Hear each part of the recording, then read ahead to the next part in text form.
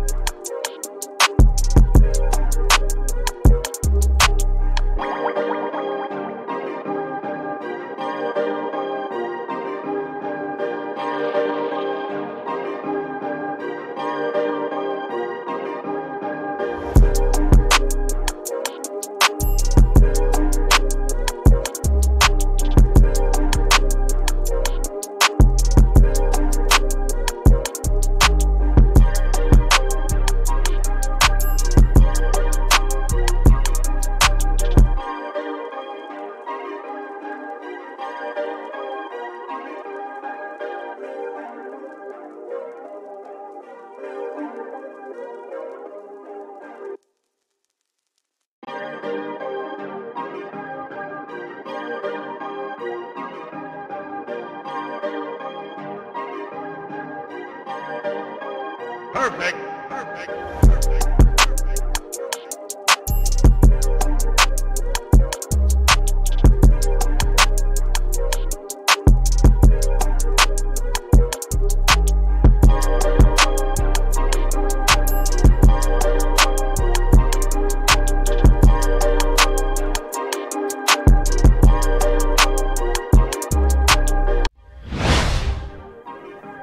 Yeah. Well, all right. Like you always say, welcome, welcome, welcome. Number one sports talking D. We ain't like the Falcons, we won't blow the lead. Look, all we talk is who that, who got cut and who back. Rookies in the vets, players you should look at. It's the sports coma, you don't wanna miss it. Got the pre-game, party, post-game statistics. Get a visit from Sway, maybe DC or 5. It's the hottest thing smoking, Big Q and the guys. Go to YouTube Live, make sure you subscribe. Interviews inside the Saints locker room high. Talk to Drew, Jordan, Zach, Peyton, New Orleans, who that nation. Best believe when I say we bleed gold and black. Ain't a miracle or rivalry could ever hold us back. No, Beastquake, Bounty Gate, let the truth be told. It's the sports coma, all we know is say Super Bowl. Yeah. You're listening to the Sports Coma with Big Q and the guys on the PRO Media Network.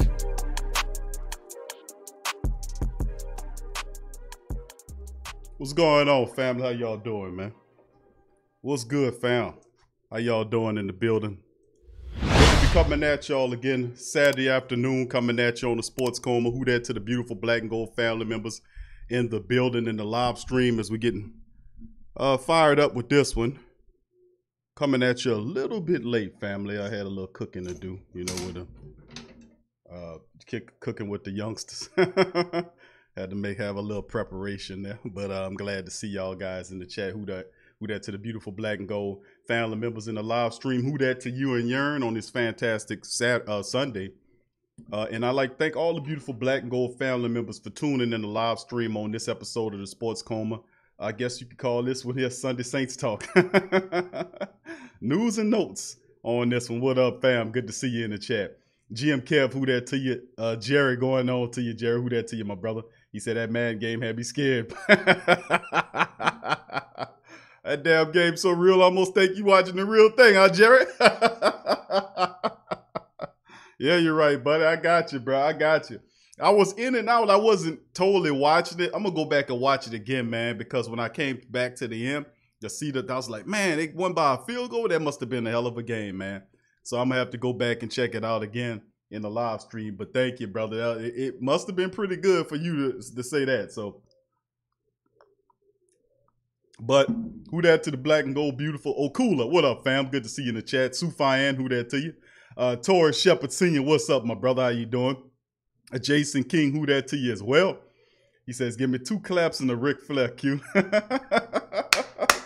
Woo! Yeah, you're right.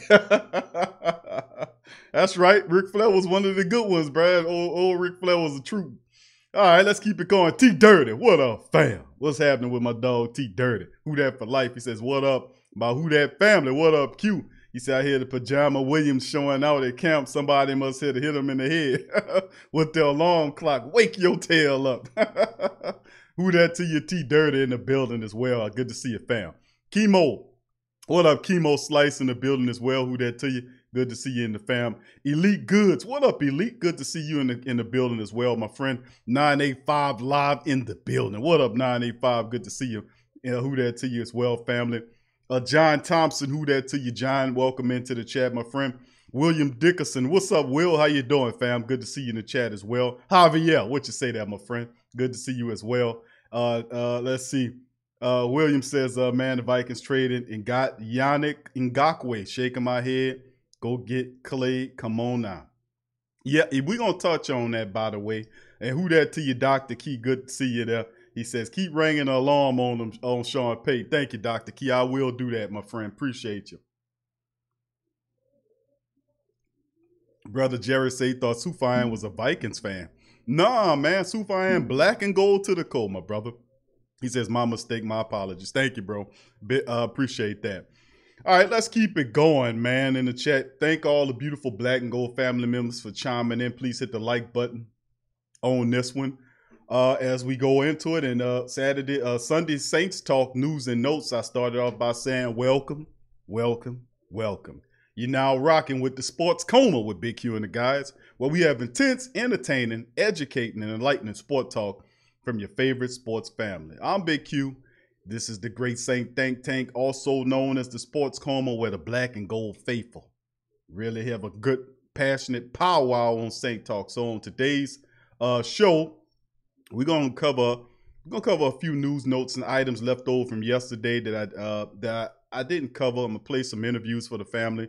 Some of y'all probably already heard them already, but we're gonna play for the summation of the rest of the family members who probably didn't hear it. We're going to play these for them as well. And then we're going to proceed to go and open the phone lines and cover some more news and notes. We're going to talk about the Ngakoue deal because Ngakoue, you wouldn't, and we're going to go over that, man, what the Vikings gave up to get him. And why we talking about that is because 2 of your rivals have made Super Bowl type moves. And when we talk about Super Bowl type moves, these are the type of moves that I'm talking about. Ngakoue is 25 years of age. And if you are a person who don't think that Ngakoue, who I think they got for a 2nd round draft pick in the 4th or 5th round, we're going to go over it, which is really low than what you thought that they should have got for him, is absolutely amazing. So we're going to cover that. We're going to get into that today after these interviews, and I open up the phone lines, let you guys chime in and tune in. So without further ado, we're going to march into this thing, and we're going to fire up the Saints Talk as well. So without any further ado, we're going to get into it. Let me see who's first up the bat here on who we're going to play first here. All right, give me just a second here. We're going to see who's up first. Hold on here. Let me see who. Oh, no, it can't be old Coach Payton. Let's see. Let's see here.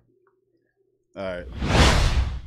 All right, family. So the first up the bat on today's thing, we got Alex Anzalone chiming in here. We're going to let Alex Anzalone chime in here. You'll be the first one. Then behind Alex Anzalone, it'll have Austin Carr, and then defensive coordinator Dennis Allen will chime in. We'll hear what he had to say as well. A lot of people looking at Dennis Allen and saying, man, you know, with all of this talent that you have on this team, you're going to have to really you're going to have to step up, man, and make something happen. I mean, you can't no longer be as vanilla as you are in the system. So we're going to play Alex Anzalone. Here we go. said, some of the names that they kind of speak for themselves. Obviously they present a big mismatch, if on some sort of position groups, and obviously DA and the coaches are going to put in a good game plan for those guys, and we should be good. But no, it definitely presents a challenge. Next question is going to be from Amy Just. Yeah, kind of following up on that, how integral is it that all y'all can play different roles and be asked to do different things? Yeah, we do a lot of different things on defense, whether it's different packages, different plays, different coverage responsibilities. So I think versatility really is a big thing in the NFL, but it's really important on our team, and with the players that we face, it's going to be really, really important. Next question is from Amos Morale. Yeah, Alex, we talked to your coach, and he mentioned that throughout training camp that you and him were just working on, you being a complete, well-rounded football player. I guess, what are some of the things you've been kind of honing in on throughout this training camp? Kind of just like you said, just being a better overall football player, especially, playing linebacker. I think that, playing linebacker in the NFL, you have to play, first and second down and third down. So you do have to be an overall good linebacker in those areas if you do want to be, one of the better ones in our league. So I think that's just, whether it's the run game, I think there's a ton of things that I can personally improve on, and that will continue as my career goes on. Next question is from Luke Johnson. Who is the toughest guy you've had to cover, and like, do you ever seek out the advice of defensive backs on like techniques for stuff? Yeah, I think throughout my first 3 years, I've had the opportunity to cover Gronk. My rookie year, obviously McCaffrey twice a year. Trying to think, I don't want to leave anyone out. But, I think that, you go ask AG and, some of the DBs, what are the certain techniques, what are they looking at? And a big part of playing defensive football is cutting down the route tree and understanding what the offense is trying to do in that regard. So, that definitely helps, and, that comes with film work and studying and all that. Next question is from Amy Just. Yeah, last time we talked to you, was very early in the camp, and now it's been 2 weeks. How are you feeling now that you've, kind of got your feet under you and the rust off?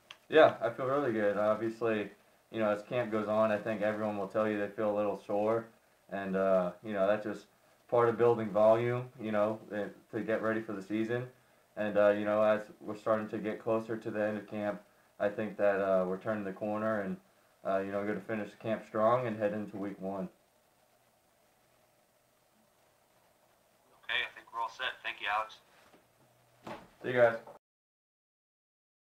Alex Anzalone family chiming in on his thoughts on camp at this part. He was a little low because he had a mask on. They had Alex and his wife had a child or whatnot. He's really been kind of covering up, as it were, but he had the mask on during the interview, so he was kind of a little bit muffled. Hope you guys heard that through and through. Next up, coming at you, we're gonna fire up Coach Dennis Allen. A lot of questions pertaining to Dennis Allen. He's a guy that a lot of people want to hear from in terms of figuring out what kind of what the defense and his vantage point on the defense. Because to keep it honest with you, man, that's one of the biggest questions I have. Is what Dennis Allen, what the hell is he gonna do? Is he gonna change up his schemes or whatnot and come a little bit better than what he's been doing and stop all this vanilla nonsense? Hope he gets a little bit more creative. He has a ton of talent on that defense. Hopefully he takes advantage of it. Here's Dennis Allen with his thoughts on improvement with the defense. Doing outstanding. Great. You can hear me fine? I can hear you perfectly. Perfect. All right, you guys, if you have a question, you can put it in the chat and we can get started. Thanks.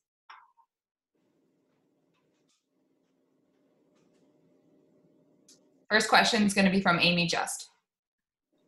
Hey, regardless of the player, whether it's CJ or PJ, y'all have been working a lot with this quote-unquote positionless defensive player. What does that add to your defense?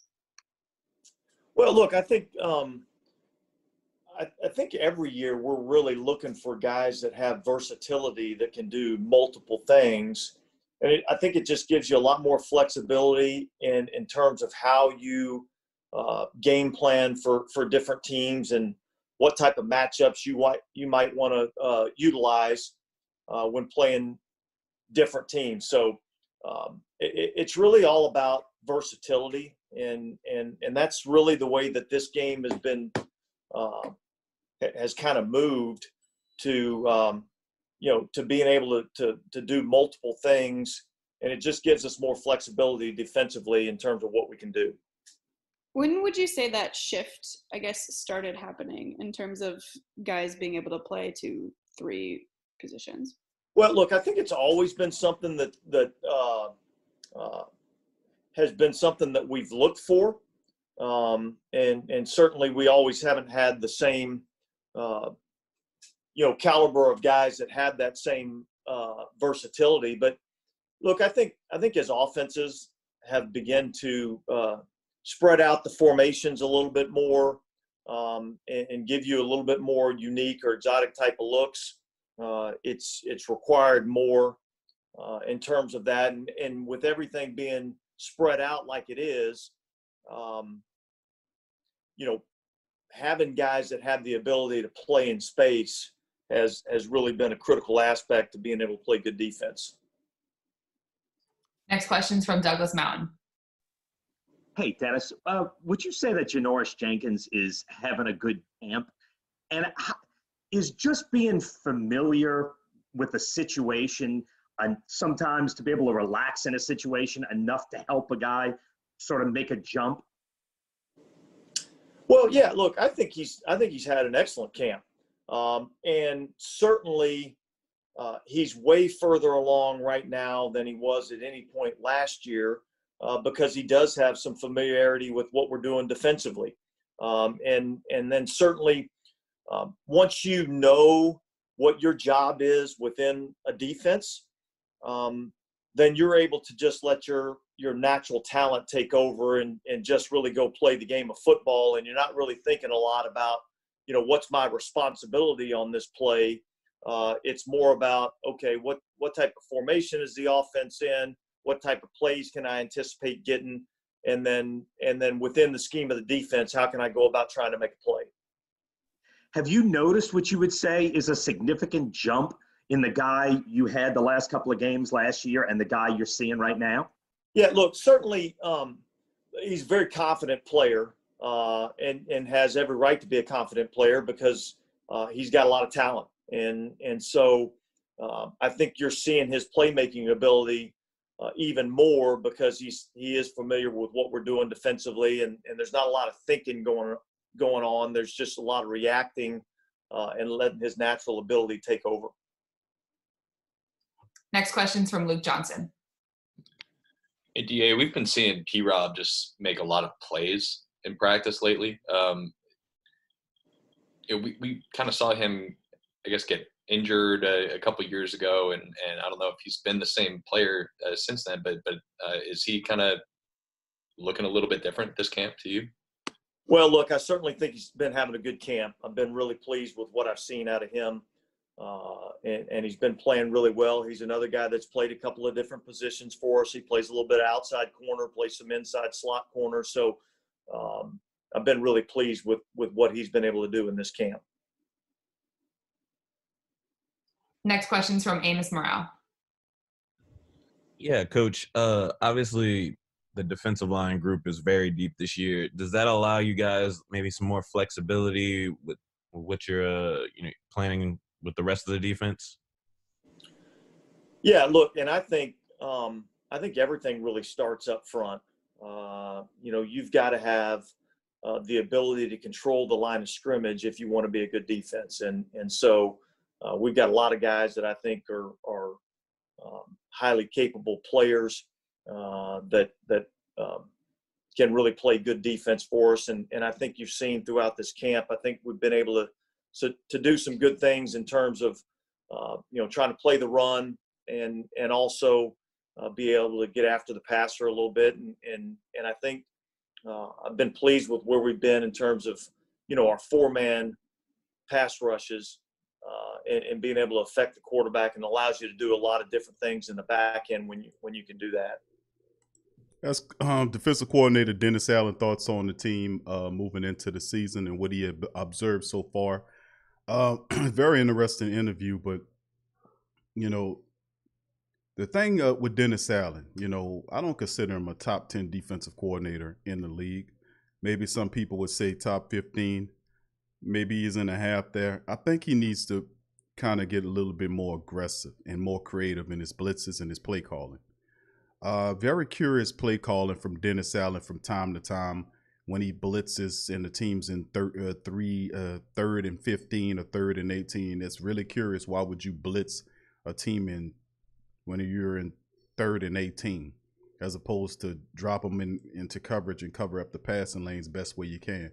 Very unique way of thinking for Dennis Allen. But anyway, we're going to get to our final interview of the afternoon. Here's Deontay Harris. We got him tuned up next with his thoughts on his offensive development. Here's Deontay Harris. Good morning, Deontay. Good morning. From last year to this year, how much more developed do you feel as a receiver in the offense now? This offseason I tried to, work on it as much as I can. Special teams is kind of what I focused on last year because I knew that would be my role coming in. But, I got a trainer and I worked with a lot of guys to try to get better at the receiver position. So. Amy, you up? Yeah, just following up on that. Now that you're in year 2, you're being asked to do a little more, some more things anyway. How do you feel that you're going to be able to balance that in terms of still playing the roles that you do on special teams, but also becoming a more involved part of the offense? Football is football. I've been playing this game my whole life. The more they give me, the better. I just want to go out there and make plays and just try to help the team win games. Douglas Mountain. Hey, Deontay, are they asking you to do things, the Saints offensively? Are they asking you to do things you haven't done before, maybe in high school and college, put you in some different spots? Or is this stuff you've seen before at some point in your career? Does that make sense? Yeah, at the end of the day, they're just asking me to go out there and make plays, That's why we bring guys in to make plays and, try to help us win whichever way. So I wouldn't say it's anything new. It's just going out there and making plays. Amos? Yeah, what aspect of playing the receiver position specifically did you work on improving, knowing that they were going to be asking you to do more in that aspect? Everything really. Route running, catching, whatever receivers do. Catching, blocking, making guys miss, just whole 9 yards. Nick Underhill? So I saw your tweet the other day when someone said, how did this guy get drafted? You said 5'6". Do you think it's ridiculous for people to think that you're limited even as a receiver because of your size? And, how do you just overcome that and keep proving people wrong? Everybody's entitled to their own opinion. I'm here at the end of the day, so, there's a saying that says a lion does not concern itself with the thoughts of a sheep. So, I just go out there and try to make plays and just do what I came here to do. A lion does not concern himself with the thoughts of a sheep.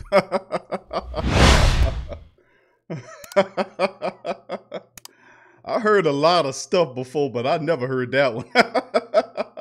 But I like it though. Oh, how about a lion doesn't concern himself with the thoughts of a lemon? How about that? Oh my goodness, that was pretty good, Deontay. And he's smooth with it too. He was Teddy Pendergrass, Marvin Gaye, smooth with it when he was saying that, man. At the end of the day, a lion does not concern themselves with the thoughts of a sheep. I love it. I love it. Need to put that on the shirt. Who that? To the Black and Gold family members in the building. Good to see the family in it. Please hit the like button, family, as we protrude through this one. That is all of our interviews. Although there were 2 or 3 others I would have liked to have planned, but I don't want to eat up the summation of the program today with thoughts of playing all of those damn interviews. But anyway, we covered the observations from day 11 yesterday on yesterday's show. I wanted to come back and hit the family with, some of the interviews that we weren't able to get to yesterday as well. So good to see that in the be able to take care of that.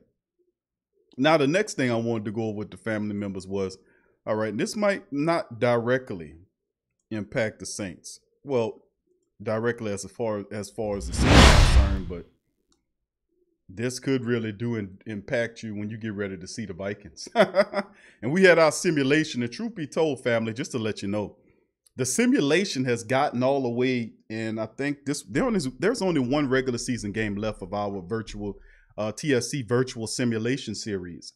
The Saints currently are 12-3. Now, we simulated this thing all the way from week 1, all the way every Sunday at 12 o'clock, sometimes a little later. And some days we switched it up to the night. One time, I think the Chargers game was done on a Saturday night, whatever. But the Saints in the simulation game, and if you guys haven't seen those, feel free to scroll down to the section of the channel where you can see the simulations. All of them are there. You can watch all of the games that we've done. And the simulation had the Saints only losing 3 games this year. And this is, whatever that may mean, but that's really odd that the simulation would have you at 12-3 at this section year. And of course, the Saints beat the Vikings by a field goal 23-20 earlier today in the simulation world.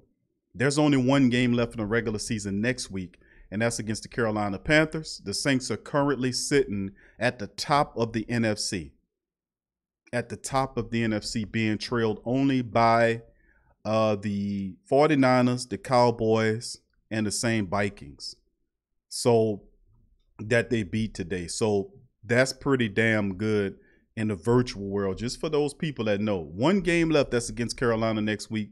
Then the playoffs start. And for those who want to know, yes, we will simulate the playoffs. The Saints should be a top seeded team.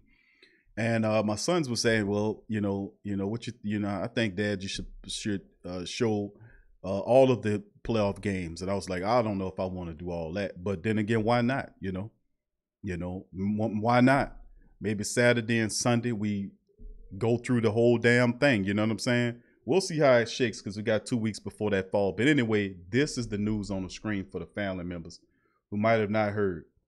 And this is when I've been telling people about what are Super Bowl moves, not getting guys from Canada who we never heard before or picking up undrafted third-dairy players that'll have no severe impact upon the team. We're talking about moves like this. Look at this. This is the Vikings. They acquired Yannick Ngakoue today. And what did they give up to get in Yannick Ngakoue? Well, let's take a peek. According to NFL.com, the uncertain future of Jacksonville's Ngakoue now has a new home. The Vikings acquired this guy is one of the best young pass rushers that I've seen in a long time. Him and Danielle Hunter and guys like that. He's not quite on that level, I believe, of like a Khalil Mack or Von Miller, but the guys underneath them, the Danielle Hunters and the Ngakoues, these guys are on the scene. The Vikings got Ngakoue from the Jaguars for a 2nd-round pick and a conditional 5th-round pick. Now, first of all, the 2nd-round pick is a 2021 pick. The conditional 5th-round pick is a 2022 pick. And, of course, the conditional 5th-round pick, if depending on the circumstances, I think it can go up to a 4th-round pick. But still in all, you acquired one of the most fiercest young defensive pass. This kid's 25. For a 2nd-round pick and a conditional 5th that can go up to a 4th. Let's finish the article. Okay, it reported the NFL insider Rappaport reported that an informal source that both sides agreed to a 1-year contract worth a few million less than the franchise tag is what it took to get the initial done in Jacksonville. Ngakoue was set to make $17.8 million with his former team, but now has to take less pay in a place where he wants to make his home. He wanted to get out of there. He was motivated. Rappaport added that the plan for Ngakoue is to approve the trade Sunday and begin the process of heading to Minnesota for a physical and the C-19 test and all that, and that he's expected to sign when he goes through the protocols. Now, Mike Zimmer declined to comment on the pending trade while talking to reporters, but did offer insight on the importance of what adding a top-notch edge rusher to your defense. Let's see what Zimmer, who knows defense, had to say. All right, let's listen. Well, we've been looking for a pass rusher. Let me kind of highlight that. We've been looking for a pass rusher for quite a while. I think that's important when you have a young secondary, as well, Zimmer said. So it goes through, then I think that it adds to what we can do if it goes through. Ngakoue's dissatisfaction in Jacksonville was widely publicized. He refused to sign that deal and he wanted out. And along with the 2021 second-round pick, Pelissero reported that the conditional fifth-round pick can become a fourth-round pick if Ngakoue becomes a Pro Bowler, or a third-round pick if Ngakoue becomes a first-ballot Pro Bowler and the Vikings win the Super Bowl, which is money well spent in my book. If all you had to do is give up a 2 and a 3 to land this guy, and then the 2 and the 3 ain't in the same draft, the 2 is in 221 and the 3 is in 222, come on now. For a top-notch 25-year-old monster pass rusher to your team. Now, he started all but one game in his 4-year career, earned a reputation as one of the most premier pass rushers. This dude, 25 years old. He has 37.5 sacks. He's been in the league for 4 years. He has 37.5 sacks, 4 forced fumbles, 2 interceptions in 63 games during his time in Jacksonville. Ngakoue is a welcome addition to Minnesota defense that will line him up opposite of Danielle Hunter, giving the Vikings a stellar pair of young pass rushers. Hunter's 25 himself and recently became the quickest defensive end to get to 50 sacks in NFL history. That is absolutely phenomenal for a super raw-ass defensive player that came out of LSU. He was all raw, and they developed him into this fierce guy that had 50 sacks. He's 25 years old with 50 sacks. That's absolutely amazing. And they said Hunter hasn't practiced in 2 weeks for precautionary reasons, but Pelissero said he isn't expected to miss time. Now, why am I showing this? You might ask. For most of the family members that know. Vikings acquired this guy for a second-round pick this year. In 2021. And then in 2022, he gets a fifth-round pick that can go up to a fourth-round pick if he make the Pro Bowl. And if they win a Super Bowl, it goes up to third pick. And the picks are spaced out between years. 2021 with one, and the other one's 2022. The Vikings are one of your key people that you have a problem with. Let's say you have a problem with. And by the way, Ngakoue was in the virtual game. He was in the virtual game, by the way, today.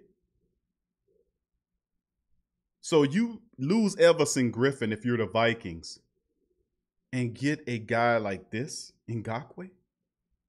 37.5 sacks, and then Danielle has 50. Both of them 25. That is absolutely amazing.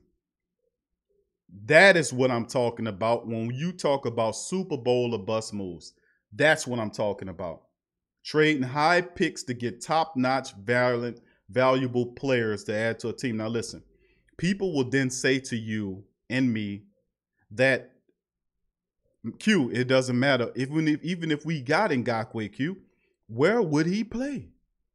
Well, the truth of the matter is, if you have a problem or an issue trying to find where to put Ngakoue on your defensive line, you don't have any imagination, my friend. The 49ers, and I keep going back to the 49ers because pay attention to this. The 49ers, the Vikings, the Cowboys, they're all fortifying their pass rushers. They know what it takes to get to the next level. Losing Everson Griffin, they didn't stand pat and wait for somebody, even though you got him for a steal for $6 million. These scenarios are all unfurling. At first, the Jaguars, they gave up this guy for a second pick, a second and a third, spaced out between 2 drafts. That is those moves are Super Bowl or bust moves. The Vikings and the Cowboys and the 49ers are swinging for the fences. That's what I'm talking about. And then you see that happen and you don't formulate, damn, they got Ngakoue, that was a good move. And then you don't think for a second we could not do something. Your opposition is landing some of the best defensive players that you could possibly imagine. The Cowboys get Everson Griffin, who's a Saints killer. Okay, let's get that out the way. Everson Griffin is a Saints killer. He's one of the most, out of all the people you could face, recently known with the Vikings, who always been a problem for the Saints, historically speaking. When the Saints first made it to the playoffs, the first matchup was against the Minnesota Vikings. Their very first time making it to the playoffs was against the Vikings, and the Vikings cooked them in the dome, 40-10 or something. Cooked them. The Vikings have always been a problem with the Saints, and it wasn't until we exercised some demons in the Super Bowl year when we took the Vikings out in an NFC Championship game that it appeared that we were trending in the right direction. Now the Vikings have resurfaced and took control of this series, especially in the playoffs with the Saints, and have been showing dominance. We need to be some Ghostbusters here. We need to find where the Ghostbusters is because we need some exercising of ghosts here. We need some exercising of ghosts here because the Vikings have a 25-year-old Danielle Hunter who has 50 sacks and a 25-year-old Ngakoue who's had 37.5 sacks. That will be quite problematic. In the series between the Vikings and the Saints, they have upgraded their defense, in my opinion. So have Dallas and so have the 49ers. We can never have too many pass rushers, family. And even if you have to kick Cam Jordan inside, which he can play inside, by the way, and then move a young guy or situate, your NASCAR package will be on fire. Your NASCAR package will be fine. But it just take a stand on the map. But that I showed that example just to let you know that when you say, well, Q, is these Super Bowl or bust moves, that's an example of what I mean. So there'll be no confusion about what I'm talking about. What are you ranting about, Q? I'm ranting about Super Bowl or bust. If any of these moves are Super Bowl or bust moves, well, as you can see, the Vikings are swinging for the fences. They acquired Ngakoue, who's one of the young best, and put him next to one of the young best. They have a ferocious line that'll be a problem for you for the foreseeable future. And to add another veneer to that is the fact that the Saints had the ability to pull off the same trades and signings as Dallas, as Minnesota could. It just takes a bit of imagination, understand, and no delusion. The Vikings are not suffering from delusion, okay? Neither are the 49ers or the Cowboys. None of these teams are suffering from delusion. And the reason why I use delusion, because if you look at the trends of yesteryear, remember I like looking at trends. I'm a history man. And I've seen what you've given me over the last 3 years. Most of these guys that are key reserves are not able to stay healthy. They've never made it there. And I'm not saying that they can't, but odds are, if you look at the history, their bodies can't handle the ferocious activity of a full NFL season. If that is indeed the case, then you need fortified veteran depth who have a shorter curb to understand what you're doing, as opposed to an outright rookie who's completely lost. I'm just keeping it honest with you. But that's what I'm talking about, family. That to me are Super Bowl moves. When you get Ngakoue, when you sign Everson Griffin, when you sign a playmaker, imposing player that will impact the field, that's what I'm talking about. That's what impact players is what we're talking about. So who that to the great black and gold family members chiming in the live stream. Good to see y'all in there as well. Let's see, Verlin. Who that to you, Verlin? Good to see you, says. Yeah, D.A. Puke and Mucus need to play in space. Outer space, he and Peyton delusional, keeping all these injury prone or simple skill set lacking players around. Certain set of delusion, man, because I can't make heads or tails. Well, the Saints don't need Ngakoue, Q. Everybody needs Ngakoue. Everybody. If you're able to acquire a player like that, you find a role for him. Even if you have to move other guys around or wait, every team in the NFL could use an Ngakoue. I'm just keeping it honest with you. Especially with your... And plus the young guy that you drafted with 2 picks, by the way, who all of a sudden is having those problems. You know, he's having injury issues. So what could I tell you, about that? Everybody needs that. But anyway, let's keep it going, family, on this one here. Who that to the rest of the Black and Gold? Thank you for that, Verlin. Who that to you, Tyra? Good to see you, baby. Who that to you? All right. William says, bro, Vikings lose Griffin and pick up Ngakoue. That is swinging for the fences, man. They don't miss a beat. They don't miss a beat with that one. They don't miss a beat with that. You lose Everson Griffin and pick up Yannick Ngakoue from the Jaguars. You don't skip a beat. That, my friends, is what I've been saying about Super Bowl or bust moves. That is what I'm talking about. All right, let's keep it going here. I'm going to get down the rest of this chat. Then I'm going to open up the phone lines for the family members to chime in on their thoughts for the summation of the rest of the show. We'll go to about 9 o'clock or so. So feel free, if you have any questions, concerns, or comments, I'm going to open up the phone lines momentarily, and everybody can feel free to call in. Remember, we're expecting a good turnout of people to call in, so please be mindful of the person behind you. Of course, you can make a few comments and stuff. I don't want you to feel rushed because, I just don't want you to feel rushed. But just think about the family members behind you who want to express themselves like you would. So just be mindful of that, and we'll keep it moving. But that's what it comes down to, family. So let's keep it going here. Where were I at? Let's see. William said, okay, thank you for that. William 985 Live says, man, he said, it don't seem like we Super Bowl or bust because we're not making the right moves for these players. These guys are sitting up here for relative songs. These guys, it's not taking much to get these guys. It took $6 million to get Everson Griffin. That's not a lot of money for a guy with 75.5 sacks on the career. $6 million? And then it'll be a $6 million well paid just to keep him away from Dallas. Now Dallas has Griffin, and Ngakoue is in Minnesota. Two of these teams are terrible rivals of yours. Don't forget that the 49ers are healthy. They picked up Deion Jordan, who's backing up D Ford, and who's backing up Bosa and Armstead out there in San Fran. See the trend? These are fortified, hell-raising defensive ends, that'll test something up. And you can even go as far as saying, I mentioned Jabal Short on the show, which would be a much-needed addition. But what about Deion Lewis? Not Deion Jordan, but how about Cameron Wake? He's still out there. You need a veteran who has the propensity to get to the court. There are several options, but for you to go to some players that I've never heard of is absolutely ridiculous, in my opinion.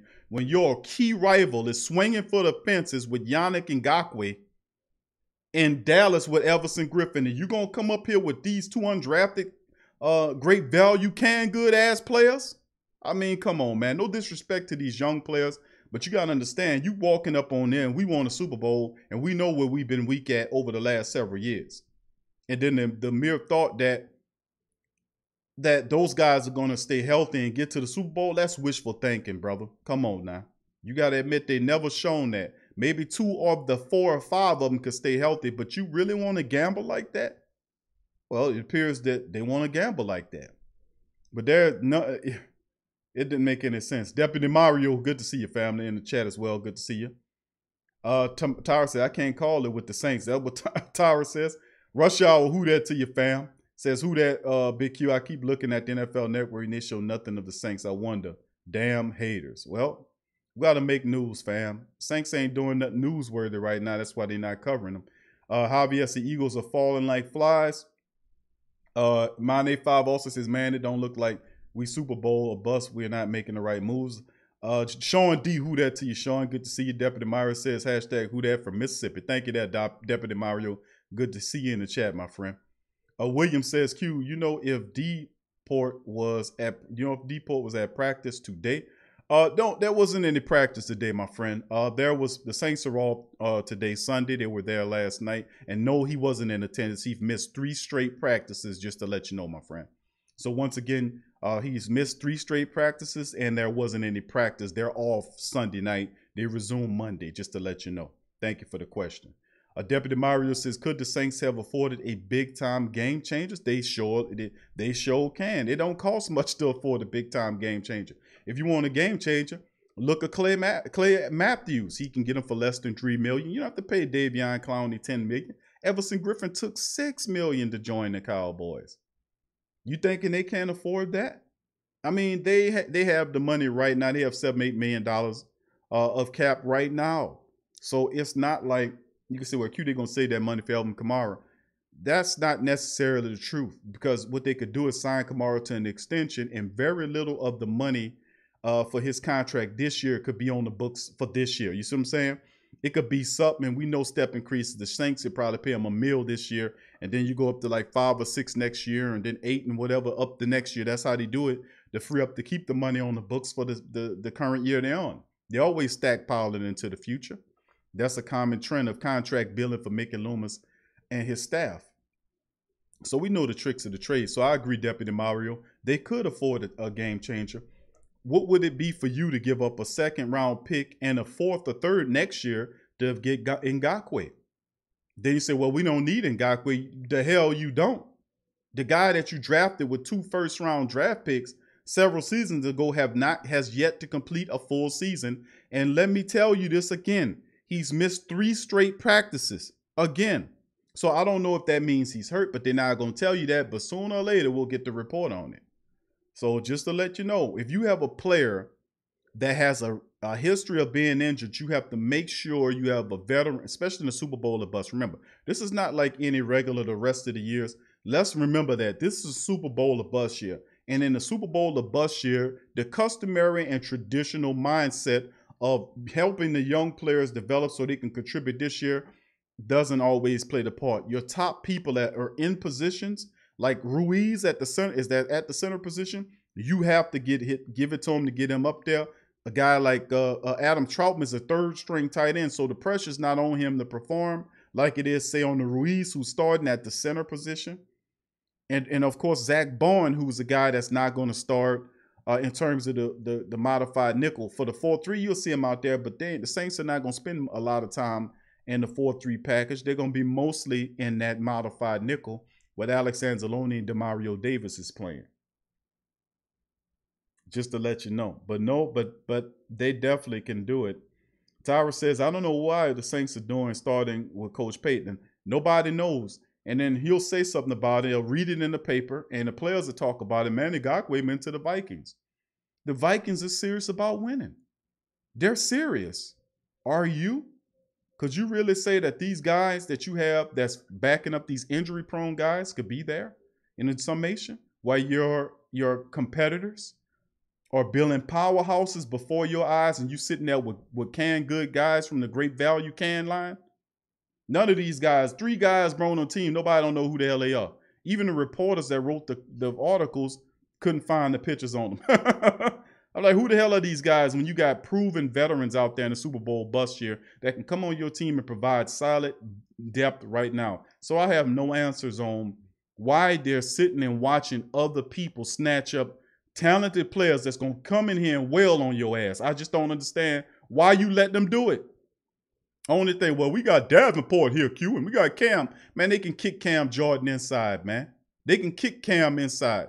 But to get a guy like Ngakoue for a 2nd-round pick and a 5th-round pick or a 4th-round pick, and then the picks ain't even in the same year, the Saints trade most of their picks anyway. They don't need 7 picks in the draft to do anything. I mean, you can give up that crap. And then you can give up $6 million for Griffin for 1 year to help out your young pass rusher because Davenport's body can't hold up to the season. You're like, Hugh, you can't, man, that's bad. It's the truth, family. It's the truth. He's missed 3 straight practices. Usually you'll miss a practice. They'll let you have 1 practice for rest. Then you come back the next practice. Then if you say, okay, another rest, okay, you get 2 off. But how you explain 3 off periods of rest he ain't been at practice? Huh? Come on, man. And a guy like Davenport need all the reps he can get from all the time that he's been missing because he's been hurt. I keep telling y'all the same thing, man. You know, you can't be a sucker like that and look at the team and say, well, out of all the years Trey Hendrickson that's been with the Saints, and he's been an absolute bust as a third-round draft pick, by the way. We always won't get on Traquan Smith being a bust, but I've yet to hear too many people say anything about Trey Hendrickson being a bust. He was taken out of Florida, Atlantic, I think it was, or whatever it was. And this guy was drafted. He's an absolute bust. He hasn't been able to stay healthy. As a backup, it's not like you're a starter getting hurt, but you're a backup and you can't stay healthy. That's facts. That's 100% facts. You know, and then, like I said, and the added thing is, you're watching your key. Listen, the Vikings, you have a problem with the Vikings. Bottom line, the Vikings have asserted dominance over the Saints in the playoffs. You might have beat them that one time in the regular season, but the regular season beating of the Vikings don't mean the hill of beans. You can't get vengeance on the Vikings by beating them in the regular season. You exercise demons on that team that haunted you in the playoffs where they haunted you. You know? You beat them where they beat you at. You got to exercise those demons there. And then you look at the Cowboys. The Cowboys have gotten better. The Vikings have gotten better. And these are things that you could have done if you were more proactive and not being delusional, looking at the team and say, we got everything we need. We good to go. It's just you're feeling yourself. You're smelling yourself. I'm telling you, knowing this team, and I know this team like they know this team. They might be talking to this guy, but listen, I watch tape. I listen to these guys speak, and I'm telling you, and not only that, I don't have the affliction that these coaches have, and neither do you, of being attached to these players from an emotional standpoint. I'm not attached to them in that way. You know, I respect them, and I got love for them because they're in the black and gold. But listen to me. I don't have that attachment, and that attachment is a benefit because it gives you the ability to be able to look at each player and look at right and wrongs and speak the truth about them, regardless if you like them or not. You know, it's all about constructive because I want everybody to do, but I want the best team. We're going to need the best representative we could find to take this team to the next level. I'm not really concerned about the regular season because I know we're going to win 12 or 13 games. It's what's happened behind that. And that's when the veterans will kick in during the playoffs, and you'll be so happy to have those veterans that you had, like a Nigel Bradham or a Clay Matthews or somebody like that, even a Cameron Wake, you know, or Tremaine Johnson. Some guys like this that you can get on, if you can get them on a team that can help accentuate the team and then help with these guys that have been injured, help slow progressions of these guys back on the team, as opposed to you thinking just foolishly that they're good to go and that they're ready to go. Absolutely not. All right, so let's keep going. I'm gonna finish up the chat right here, then we're gonna go into the next one. Tyra says something ain't right with the Saints. Week 1 approval. We'll see, family. We'll see. Tyra, you hitting it on nail on the head, baby. Rush Hour says it's time for Peyton to get any of the free. The Saints ain't even looking at no real serious free agents, bro. They got a bunch. They got 3 guys you don't even know who they are. I mean, come on. These guys at best are practice squad players or special team ace. You know that, and it's good to have special team aces, but we need impact players on the defensive side of the ball, man. Dr. Key said, "Hey, Q, what's your take on Mrs. Benson having the coronavirus?"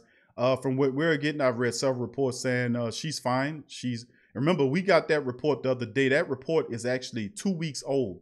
Even though they just reported on it, they just told you that a couple of days ago, but she had it 2 weeks ago. And that's right around the time frame where people, look at it and isolating from 2 weeks ago, even though she was seen in one of the practices in the golf cart riding around with a mask on. So from various reports are saying that she's fine and she's doing fine. That's what we getting. Thank you for the question, Dr. Key. Tyra says MD's making my scalp itch. Dallas Allen, who they says, but didn't we want Clowney that also had injury history? I don't know. I had very high hopes for what we already had, just my opinion. The thing is, it's fortification is what I'm saying, Dallas. You had Clowney. Yeah, Clowney had injury histories. But the thing is, if you sign a guy like Clowney, listen, I'm not advocating for Clowney because I don't think that's it. But I'm saying like a Clay Matthews, because obviously they're not going to spend $10 million for a pass rusher. So Clay Matthews, in my opinion, would be less than 3 for a 1-year deal. And what does he give you? He gives you a guy that you can cycle in to help Davenport slowly move back into the starting lineup. Because you just sticking him out there. There is no ratchet up period to get Davenport back on. He's coming off injury. He missed last season with an injury. So you don't want to just throw him out there like, okay, he's healthy, then go. Sometimes people like to stagger their minutes and work them into that. So you just gonna put him at 100%. What if something goes wrong? Then what do you go to? You gonna go to Trey Hendrickson? Whoever. What I'm saying is the guys behind him are question marks. None of these guys have a reputation of being impact players on the defensive side of the ball. Is what I'm saying. And you're right about the injury history, but you looking at it like if you get a guy, a veteran to come in, you want to take half of Davenport's minutes and mix it with that veteran's minutes and then slowly work Davenport up there is what I'm saying. And then you still have that veteran pass rusher, say it's Clay Matthews, that can come in on the NASCAR packages and get to the quarterback. You would rather have that than somebody who has a history of not being there and not being effective is all I'm saying. We've been doing this for the last 7 years of counting on players that you can't count on. You're not supposed to. Their bodies are not handling up to it. And I'm not saying that you plugged your Clay Matthews in as a starter. Clay will accentuate what your defensive ends are. He'll come in there, and then when the guy get tired, you put them in there, and you can move Clay around on the line. Is all I'm saying. Tyrone said Peyton lost his way. He needs to be coached up. Nobody could tell him nothing, and that's what happened with coaches when they get the big head and they won't let nobody tell them nothing. I've been telling y'all that. I even broke down the last show. Where's Sean Payton? Because this wasn't the same Sean Payton that we got here. This guy morphed into something because people was telling him that he a genius and all this bullshit. And then he morphed into this because Tom Benson, rest his soul, was a guy that kept Sean Payton in the place, challenging him on his game plan. Well, when Tom passed, there is nobody doing that. He sits unchallenged by his superiors, which they don't tell him nothing about his game plan. When he loses, they get behind him. They don't check him and say, man, what you doing, man? Don't you understand you need to run that ball? None of them doing that. You think they got somebody? If they had somebody that thought like me or you in there that was his boss checking him about that, don't you understand that you would see that on the field? No, he's allowed to do whatever he wants, and that's bad. That's bad. You the head coach, and you calling all the plays, which is fine, but that becomes a detriment when you're not running the ball, and that's why you keep getting ran out the playoffs. An unbalanced, unfocused, undisciplined football team in the playoffs is why the Saints keep bottoming out the playoffs. You might not want to hear it, but the tape don't lie, bro. The tape doesn't lie. William said, I think they look at Traquan more than Trey Hendrickson because more is expected out of Traquan. They're both third-round draft picks, bro. Will, they both third-round draft picks. Traquan is a third-round draft pick, so is Hendrickson. The call is Hendrickson gets to make it every time. People don't challenge Traquan like they challenge Trey Hendrickson, and that's not the case. They're both third-round draft picks. If I draft you with a third-round pick, I want to see something, and we haven't seen a damn thing out of Trey Hendrickson, but injuries after injuries and promise of being let down. And I don't have any faith in Trey Hendrickson. I mean, he hasn't showed me anything for me to have faith in him for. Tyrone Jones says strong defensive line can help the back end look good. And yeah, hey, listen, you count on Cam and Davenport to stay healthy the entire year. You tell me if that's commonsensical. You tell me if that's common sense. You counting on two guys, two of your best pass rush, because after those two guys, your pass rush falls off drastically. It falls like a 4 or 5 story drop if we don't equate it to floors. Cam, Jordan, and Davenport is at the top of the building, and then the next layer down the balcony is five floors down is the balcony where you go out there and look around. And outside of that, you falling off. That's a 5-story drop, man. Bottom line, we got a call.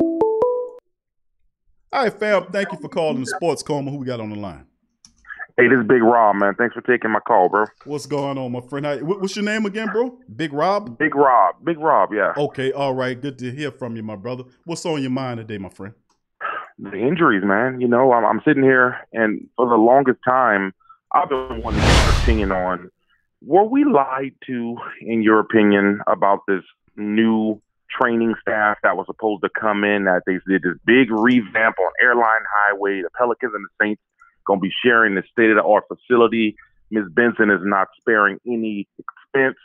But both of these franchises are wrecked with injuries year after year. And I'm just wondering, man, were we just lied to, or are we just that unlucky? Well, I mean, to be honest with you, bro, I think it's probably a mixture of both.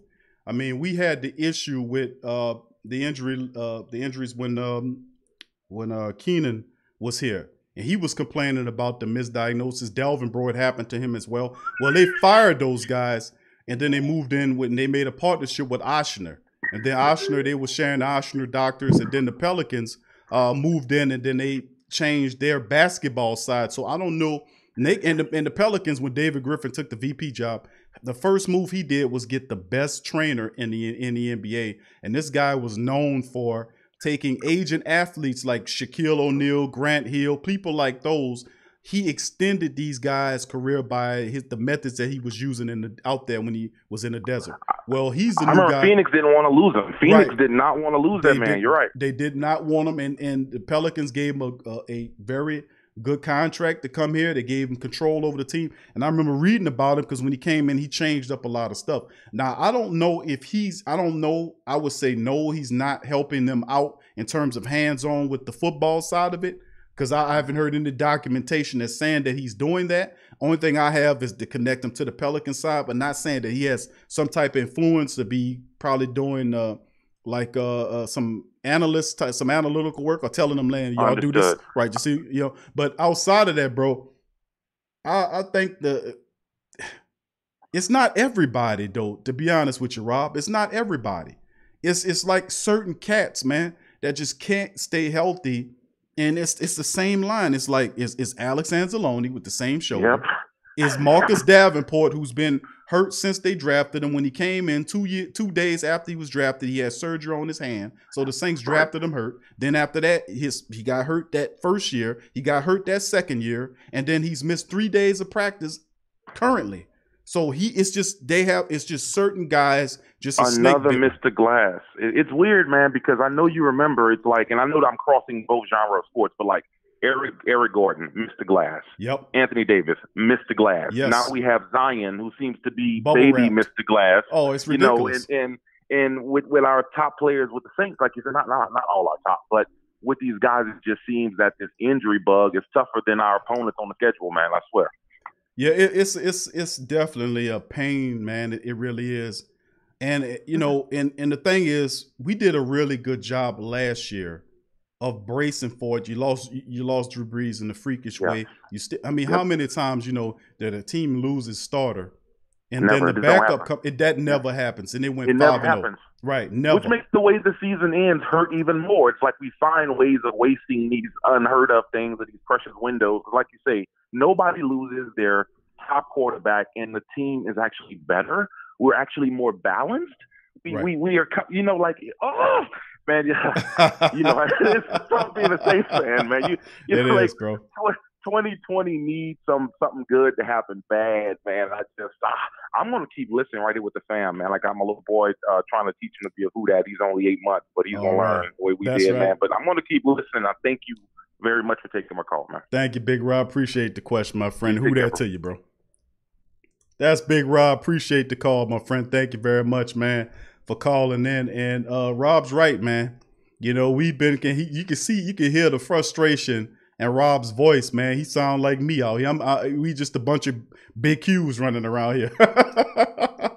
We all because and people like, man, Q, you tripping? We 13 games and such and such. Bro, we don't have no Super Bowls here, bro. There's no Super Bowls. Who cares about NFC South crowns? That's a failure. We're not here. We wasn't told, listen, we're gonna win the NFC South, and then after that, we're gonna go home. That's mission accomplished. No, mission accomplished is not winning an NFC South crown and making the playoffs. No, the deal is to win. You win that along the way, and then you celebrate that along with the championship at the end of the year. That's when you celebrate that. It sounds good to say, but at the end of the year, you can say the Saints won the NFC South 4 years or 3 years in a row, and this year it'll be 4 years in a row. And then you ask them, well, who won the Super Bowl that year? Oh, Kansas City did. So it does you no good. And San Francisco represented it. Nobody don't remember the Super Bowl lose. Very few remember the Super Bowl lose, and damn near very few people remember who failed and flunked in the playoffs until that time of year comes when you be looking at those statistics of who fell through the flow.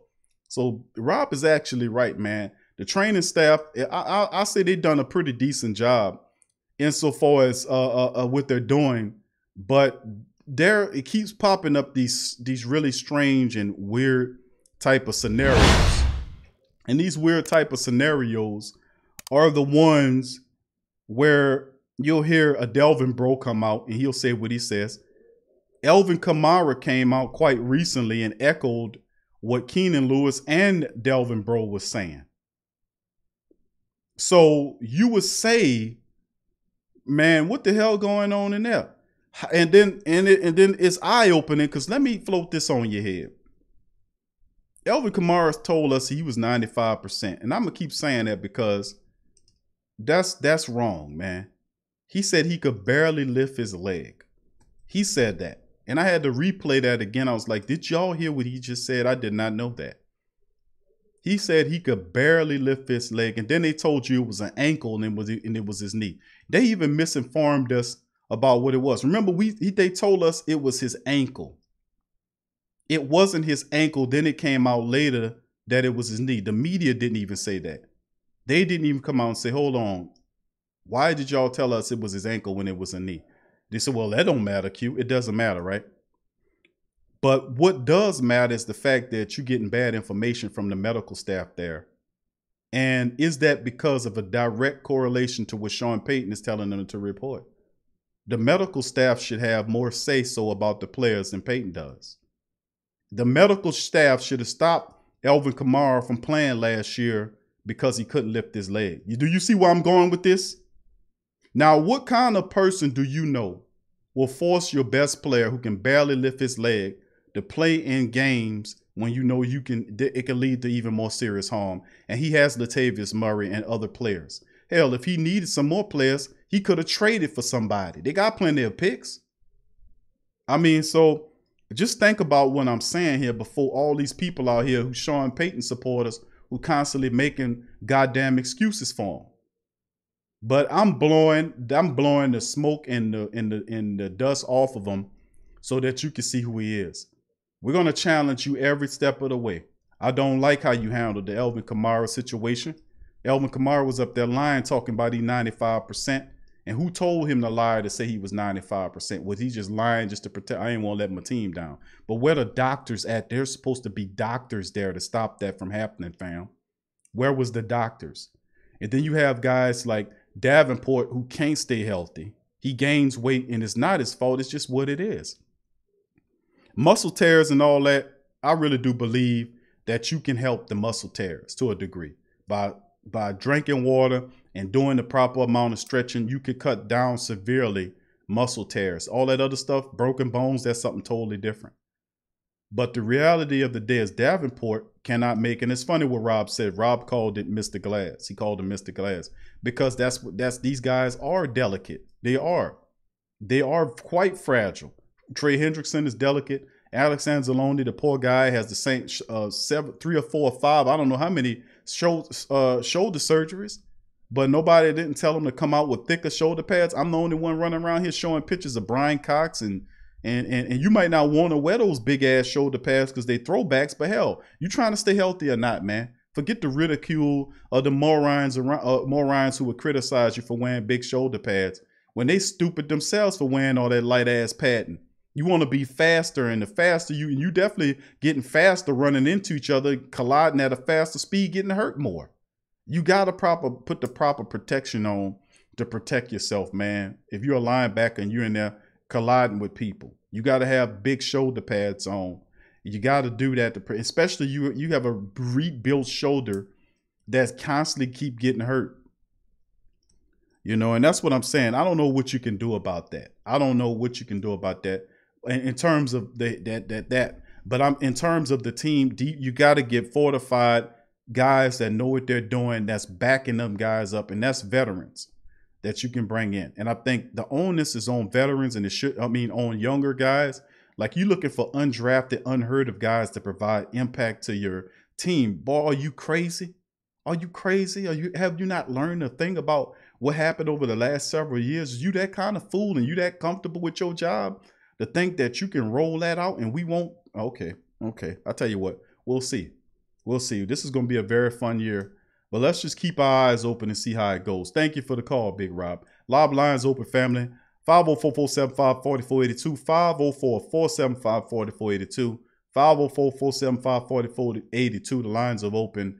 Comments, concern, questions, chime in on the Sports Coma. We'll be going to about 9 o'clock. It is currently 7:41. So if you guys want to get on the chat and speak your game, if you got any questions, concerns, or you want to air out some stuff, the live line's open now. 504-475-4482.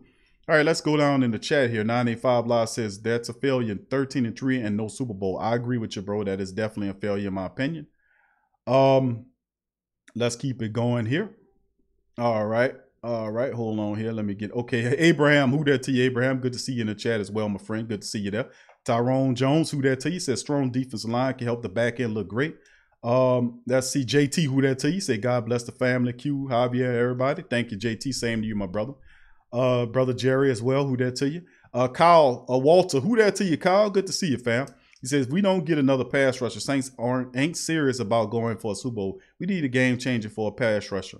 All right. Thank you for that, Kyle. Appreciate you. All right. JT says, the only difference is a second wide receiver. He says, the only difference is a second wide receiver, new center, and guard, and a safety. Abraham says, I need the Dome Patrol back. No doubt about it. Deputy Mario says, but the Saints and the Patriots are known for taking unknowns and making them into stars. Reggie Bush is still one of my biggest names who signed with the Saints. That's true, bro. But, you know, does that logic apply in a Super Bowl or bust year? Does that, I'm just asking, does that apply in a Super Bowl or bust year? I keep saying Super Bowl or bust year because I have to keep quantifying the fact that this is not like a regular year for us. So Drew Brees is telling you this is his last year. And usually when you're last year, just like GM Kev said on yesterday's show, you push all of your chips to the center. If you're playing poker, you put all those chips to the center of the table and say, we going all the way out here. We going all the way out here. I ain't taking no chances. We're going to get whatever we need. We ain't playing no games. You see? So does that logic in terms of, you know, making knowns and unknowns something? You had Nigel Bradham, man. We ain't need to go no unknown. Why would you then jump to some unknown guy? Bradham, it's not costing you a lot of money, and he's a 9-year veteran with a Super Bowl. I mean, you want to rely on guys like that. And then you have Clay Matthews. These guys you can get for less than $3 million. You got the money, and you just go buy a bunch of unknown guys. And see, that would be cool with me, Deputy Mario, if the unknown guys they actually give them an opportunity to make the team and be impactful on the defensive side of the ball. The point is, the guys that they sign, I doubt that they'll actually have an impact on the defense. These are practice squad players. That's the problem I have. So you fill in the roster with practice squad players on the back end as opposed to getting veterans to accentuate what you're doing. And you know you got a guy that can't stay healthy. You know, he missed 3. I'm saying this about Davenport. He's missed 3 practices in a row. Saturday made 3 in a row. I'm just telling you, I just keep saying the same stuff. I haven't changed. All right, let's keep it going here. Tyra says, unchallenged, Q for real, no accountability. Sean Payton is not challenged by anybody, bro. He's not, and I keep telling people that. Nobody seems to hear besides you guys, don't understand that. I've been saying that for some time about Sean Payton. That he sits in a void where nobody challenges him. He can screw up and do all that stuff as long as he gets double-digit wins and the team get the playoffs. The brass are happy about that. They'll tell you or me Super Bowl, but when they fail, they back Sean Payton. They don't go in there and say, well listen, we got it. We're going to come back. And no, I don't want to hear all that comeback stuff, bro. Because now you taking our kindness for weakness now. You're not supposed to be operating like that. This is not, if you want full support, we've been giving you full support. You can't challenge us on that. We've been giving you full support. We demand something for the money. We want a championship. We've tired of just supporting your ass, and you're failing. And you're failing because you're not putting accountability on the Coach Payton. It's like he has too much comfort. He's too comfortable there is what I'm saying. He's too comfortable. And when you're a comfortable person, you do comfortable things, like you gamble with these great value ass players as opposed to go and get somebody that can really help you out. I mean, what more do you need to see that you got guys that have injury histories that are missing practice right now? What are you doing? So it's like, that don't make any sense. And I agree with you on that, Tyra. Phoebe, what up, Phoebe? She says, yes, we need another linebacker. I think we can go after Clay Matthews. Phoebe LaBouffe, I thank you. Who that to you? Thank you for a great comment there. All right. Tyra says, no one checking the coach. I've been saying that. Jerry says, yeah, you're welcome. Okay, he's talking to Tyra.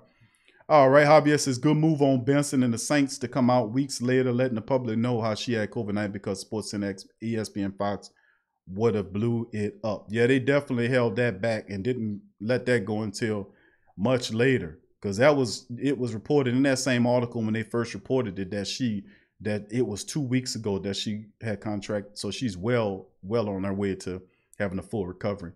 Dr. Key says Breeze is the only one that can pull Sean's coattail, but I don't see Drew asking Peyton to run more. No, because he wants to throw the ball more, and that's the problem. Drew wants to throw it more. He'll check out of runs sometimes, and I see him checking out of runs to throw the ball more. And I'm just gonna keep it real. Y'all might disagree with me. I think about taking the ball out of Drew's hands more this year. What you mean, Q? Would you gonna give it to Taysom or Jameis? That's not what I mean. I'm talking about taking it out of his hands and running it more. That's what I'm talking about. That's how you get a 40-something-year-old quarterback into the playoffs without running them down in the ground, having them throwing the ball 0 to 35 times a game, trying to make them win games like he did 10 years ago. That's absolutely foolhardy. They need to take the ball out of his hands when they see him struggling and run the football. Then work him back in with short passes to build his rhythm and confidence up. This is really basic, fundamental football that any coach will tell you that man talking the truth up there. I'm just keeping it real. And we witness it in front of us, you know. I would take the ball out of his hands more. Okay, just to let the family members know, the live line is active. We'll be up on the stream all the way to 9 o'clock. So if you want to holler, it's like Big Rob did, drop some really great commentary. 504-475-4482 is the way to go. 504-475-4482. Live lines are open. Dr. Key says, Breeze. Okay, thank you for that, Dr. Key. JT said, I say this all day, every day. You're only as good as your reserves. There you go. Thank you there, JT. All right. Let's keep it going. Itara says her last son graduated high school this COVID and only forced. Okay, thank you, Tyra, for that. Congratulations to you. All right, let's keep going. 985 said that's a failure getting 13-3 in new Super Bowls, but people are happy about that. People are happy about, man, we got 13 wins. I don't know what you're talking about. What you want to have? 3 losses? You want 3? You want them to switch it around? You would be happy with 13-3? Like, man, are you kidding me? Dude, we a Super Bowl team. I don't care about no 13 wins unless we got to the big dance. What are you talking about? Well, still in all, 13-3 is pretty good when you say it. No, it's a failure. It's a failure. It's a failure when you get 13 wins and your goal is a Super Bowl. That means you failed to reach your goals. I don't care if you was 50. I don't care if you was undefeated. It's a failure. I don't care if you was undefeated in a regular season and you lost in the wild card round. It makes no difference that you were undefeated. Do you not understand that?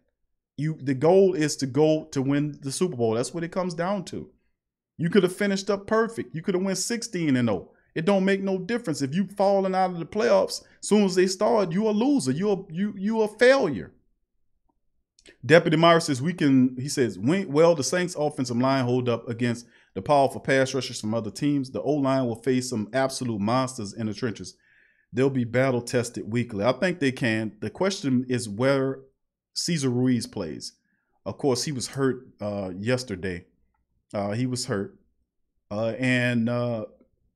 I'm just thinking, I really want to know what's that's going to be like. Do they go back to McCoy as center, or do they just keep Ruiz there? That's an extra question, but I think they'll be fine overall. Thanks for calling the Sports Coma family. Who's on the line? Hello? Are you on the line, fam? Hold on here. All right. I don't know what happened there, but you feel free to call back, fam, whoever you were. All right, let's keep it going here. Rush Hour. He says, I feel you, Big Rob. Let's keep it going. Tyra says you could clearly see Kamara was hurt. That's the same report they put out on Bro and Keenan. You're right. I don't like that whole play there, man. I don't like it. I didn't like how that all played. I'm going to keep it real with you. But nobody talks like this. It seems like I'm the only one calling them out with that kooky play. Like last year's the same thing. You had several high-profile players of the Saints that you didn't know about injuries until the year was over with. They said Mike Thomas broke his hand in the last game of the season last year and played in the playoffs with a broken hand. Nobody knew it until he himself said something on social media and revealed it in social media that he played with a broken hand. That's how we found that out, from him leaking it in social media. We found out about Cam's groin injury through social media. The team didn't leak that. You know?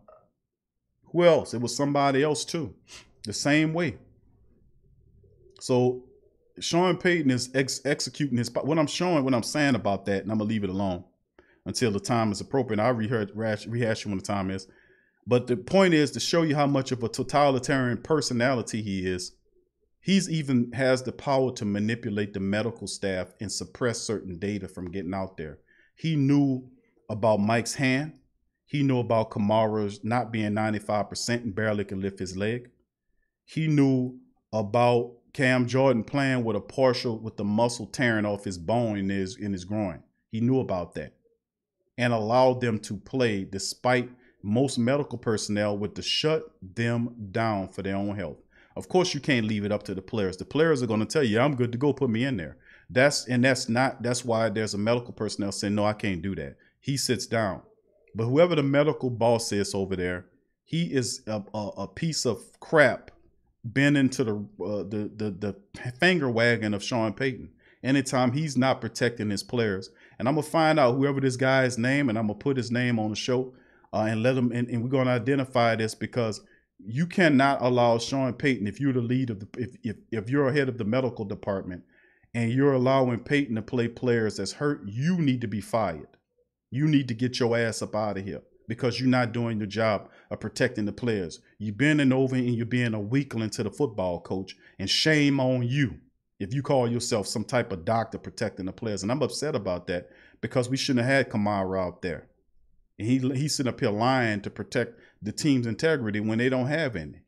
That's what kind of stuff I'm talking about when it gets to the human side of it. I don't care about that. What's right is right. You see what I'm saying? What is right, man. You know, I'm keeping it real. All right.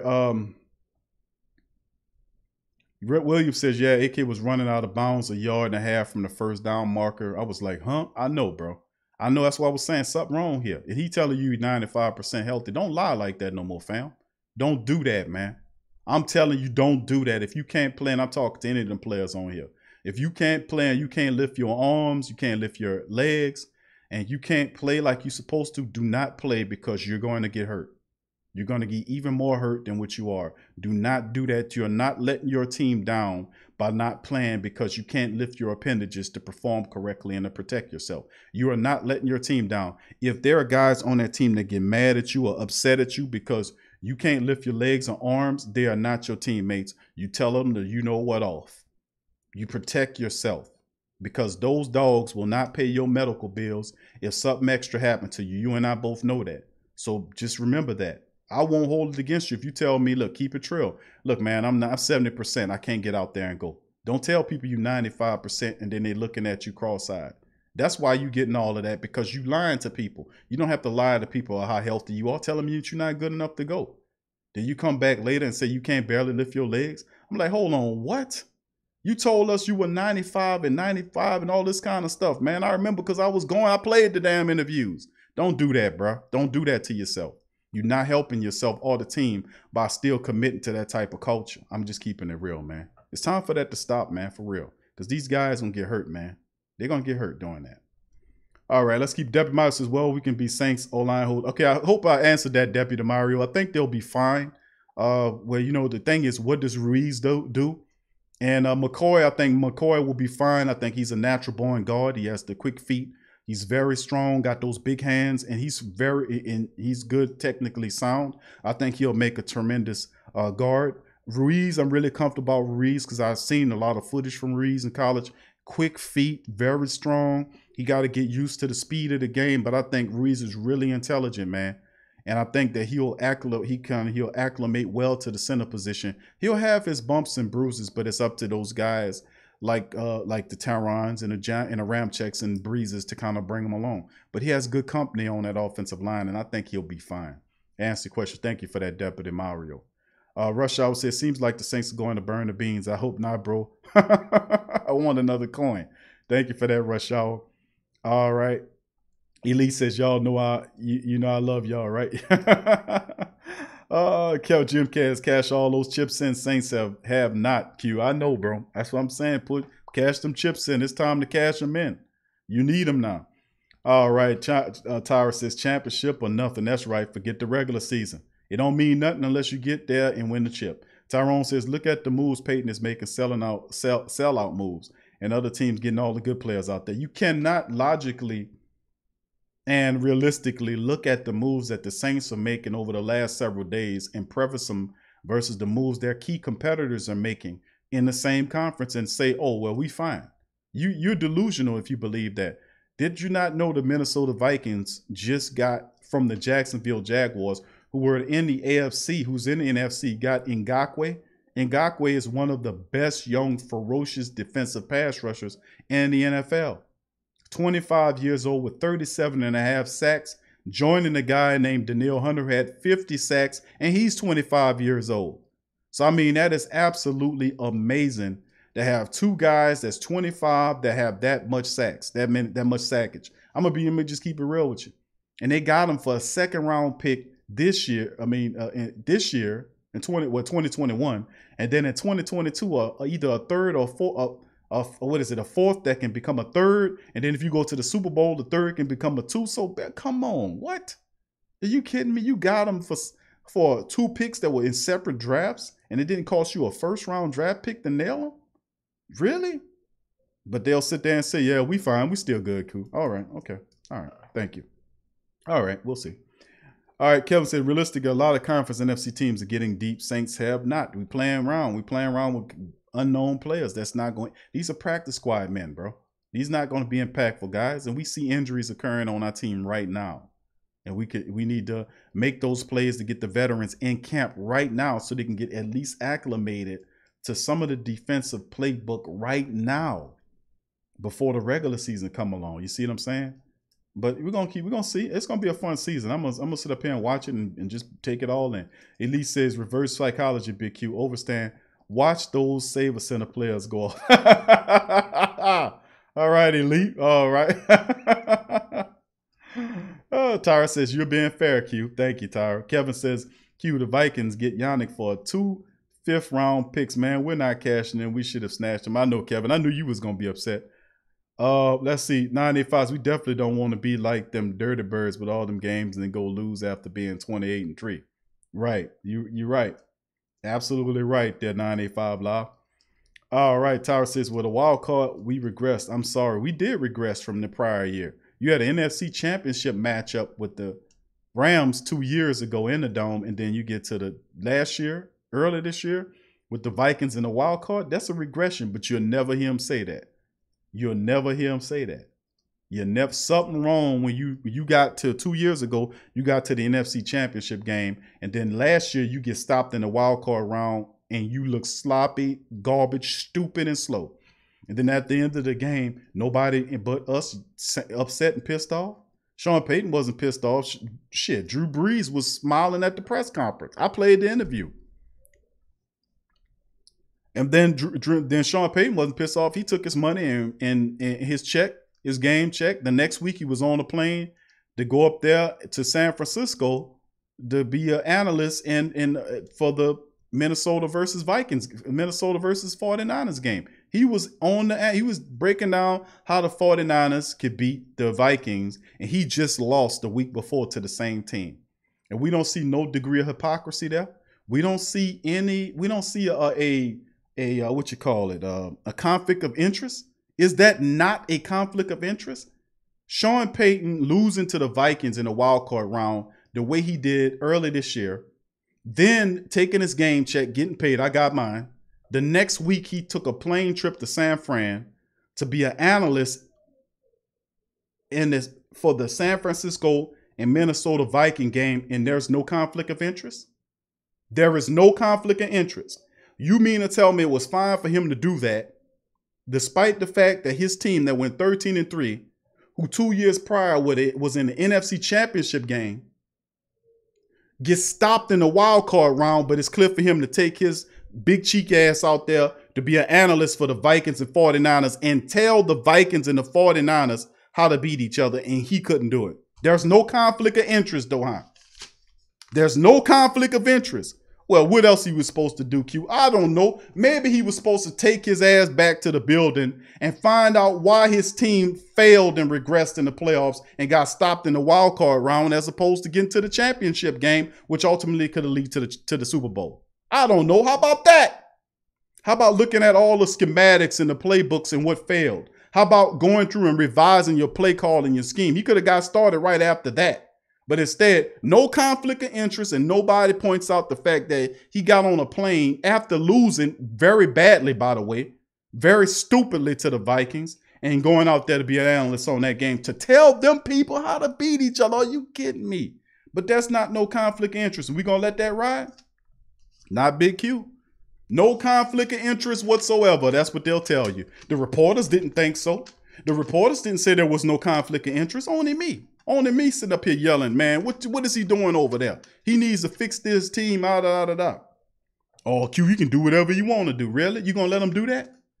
Huh? What'll be the excuse this year if he fails this year? You going to let him go in there and talk about it? Listen, man, you ain't going to just come collect a check off us, bro. And then treat it like, well, we tried, that was it. We just lost and then we're going to go about our business. Ain't no more of that, bro. You ain't going to walk off happily in the sunset and leave a bunch of pissed off Saints fans. I guarantee you that. You're going to hear from us. All right. Thank you for calling the Sports Coma family. Who's on the line? It's Kev. What's up, Q? What up, GM Kev? How you feeling, brother? Man, I'm pissed. Come on with it. You know what? We had this conversation yesterday. What did I say? You should look into getting that trade for Yannick. You did now, say I that. didn't know it was going to be this cheap. Right. And if you look at it, I'm thinking like, okay, you got Cam coming off an injury at 31. Davenport may not even play the first week. Trey Henderson has never showed you nothing consistently, and Marcus Hunt. So you telling me you going against Tom Brady with this poker hand? Yeah. What is going on at Airline Drive? This is past delusional. This is stupid now, man. You know, I've heard reports before leaked out about Peyton not pushing players that wasn't healthy enough to just go out there and play. Right. And they're hurting the team, you know, because Kamara not only could have lost his career, he's hurting the team because he can't be himself. So why have him out there? And Latavius Murray was handling the rock good, you know, but Sean Payton wanted to push him out there because, see, he wants to get back to doing what he does, you know, and with Latavius Murray, he's not that type of back like Kamara. So you're going to have to do more run pound, you know, stuff like that. But this is insane, man, you know, because how many realistically elite, helpful guys are out there now? You got Clay Matthews and Clowney. Clowney not coming to us. Let's just be realistic at this point. He's not coming. Right. Clay is talking to some other teams, so he's probably about to get signed in a minute. Ravens are talking to Logan Ryan, which I don't even know why. We didn't get these guys a call. So after that, Talib Khalib is out there, but we haven't gave him a call. Mo Claiborne's out there. Mo Claiborne, Tremaine Johnson. There are quite a few experienced guys out there you can get next to nothing right now, to just keep it real with you. Clay Matthews is a one-year deal worth less than $3 million, GM Kev. But okay, but this is the deal now. You should have been brought him in because now it's almost you're going into like, okay, your final cut down is on the 4th, right, of September. Correct. So now you've been putting in all these installs. These guys are behind. So now they probably wouldn't be ready for week 1 because they're so behind. They got to get caught up with the playbook, with your scheme, getting comfortable with those players that's going to be playing with. You know, this is stupid, man. I know. And I don't understand this perception of some Saints fans. Like they are so happy and excited. Do you not remember we got bounced in the first round going 13-3? And actually, if it wasn't for Taysom Hill, we would have got blown out in the dome. They was beating us. It was just a beatdown. So how can I come in here realistically happy saying, man, we're going to do it? No, you got to show me. And you haven't even brought moves in to show me. You gave me nothing. What you mean, GM Kev? They did bring moves in. What they gave me? Man, they gave you Kamon Hall. They gave you Marcus Hunt. Hold on. They gave you 3 guys yesterday. Who are they? Bro, they signed 3 guys yesterday. They got Anthony Lanier II. They got the other guy from the CFL and the other guy that played with the other guy. You know him too. You know, Man, you know, like Biden said, you know the thing, them guys, you You talk about the Saints are signing people, GM Kev. Why you not happy? We got come on, bro. They find these dudes a Salvation Army or somewhere, man. I mean, come on, who are these people, man? Every time I see a name, like, who is this guy? And then, like, it's so crazy because the people that post the stuff on the newspaper and the articles don't even have a picture of them. It's generic picture. Got the Photoshop of Saints. You know, I'm like, you got a helmet on the ground. You got a helmet on the ground, and then in the distance they got players standing in front of the building. That's the name. That's how much they think of these men. They can't even go find a picture and put it to the face. I'm like, you got a generic picture of the helmet on the grass. That could tell me everything I need to know what they think about the picture worth 1,000 words. That Jim Kev. I mean, picture this: you the editor, and you about to write this, and you thinking like, who is this guy? They trying to find out the information, and like, they can't even come up with nothing. Last time this guy played was like 2016, and he was a senior in high school, and then like he was a journeyman. What? So how did you find this dude? One dude that said he played 36 games, or he played 4 years or something. He had 2 sacks. I said he a defensive end that played in how many years? And he played 3 or 4 years and had 2 sacks. 2 sacks. I said, hey, that's what we need right there. We can use that type of production. So what you telling me from off the playoff loss last year on the defensive side of the ball? All you just said, like, man, look, all I need to add was Marcus Hunt and Coma Hall, and there you go. That's what we straight. Man, let me tell y'all something, Jim Kev. Let me tell you something, bro. Y'all are ungrateful, bro. Because y'all, you see, Saints fans like y'all are ungrateful, bro. Because Sean Payton is giving you the cream of the crop. He's giving you Kamon Hall. He's giving you Lanier II. He signed a guy. He went all the way. He took his time to go to the CFL to find a player to come down here and play, bro. In Canada. Yeah, why are you in Canada? He's looking for great players. He's trying to find the next Hakeem Hicks. He's trying to find the next David Onyemata. This is what's so crazy. When we predicted them to probably get Everson Griffin or trade for Yannick, we thought it would be expensive. But it would But Jim Kev, it was. Remember, that's what they did, though, bro.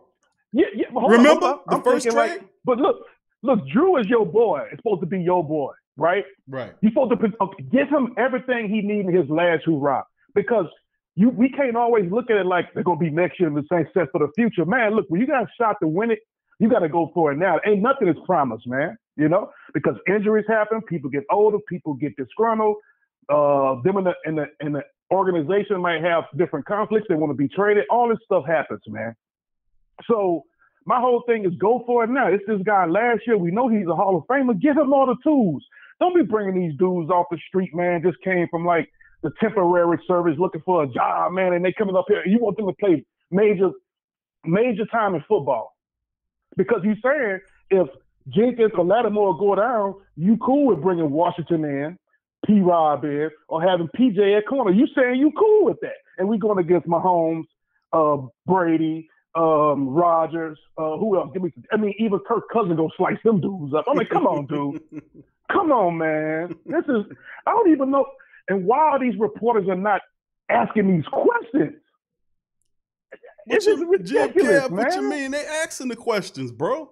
They asking these sugarcoat questions, man. How did you find this guy? What made you want to sign him? I mean, really?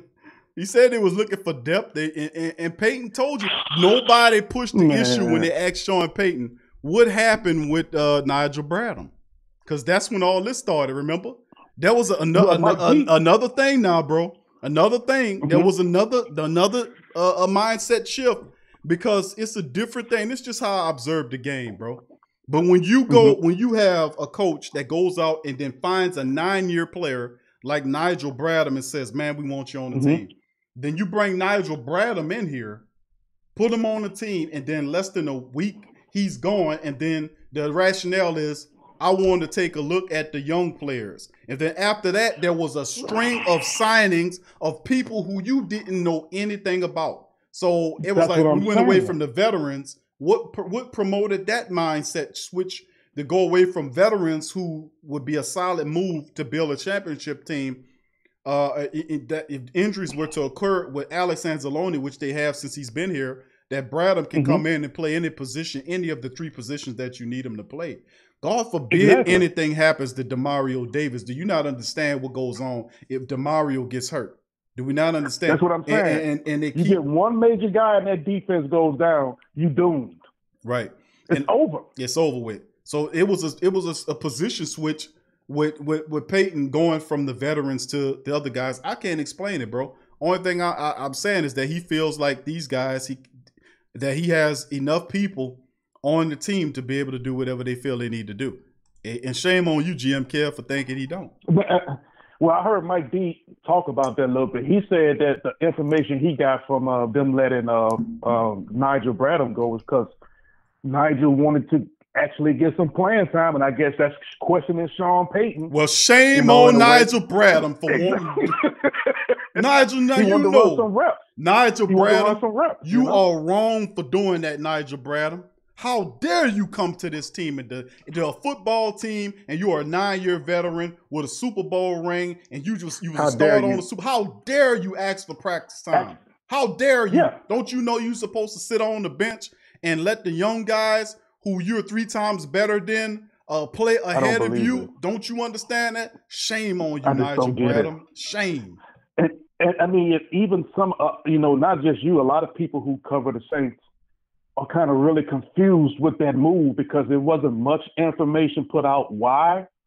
But Mike D spilled it a little bit, and he said, like, I guess Nigel Bradham didn't really know his place. I'm like, the guy is coming to compete for a job. Why would he want to sit on the bench? He feel like, hey, I have more experience than these guys. I got jewelry on my hands showing that I know how to do this. Right. You know what I'm saying? So why not give me I'm talking about for reps. Give me some reps. And you don't ask for reps. Since you ask for reps, we're going to release you. Wow. That's amazing to me. Because you want a veteran like him to pick up the playbook just in case DeMario gets hurt or anybody else. But listen, GM Kev, why I'm saying this, bro, is the fact that I'm saying that we have players that the Saints have signed. We talked about Kaman Hall. We got to talk about T.J. Carter, man.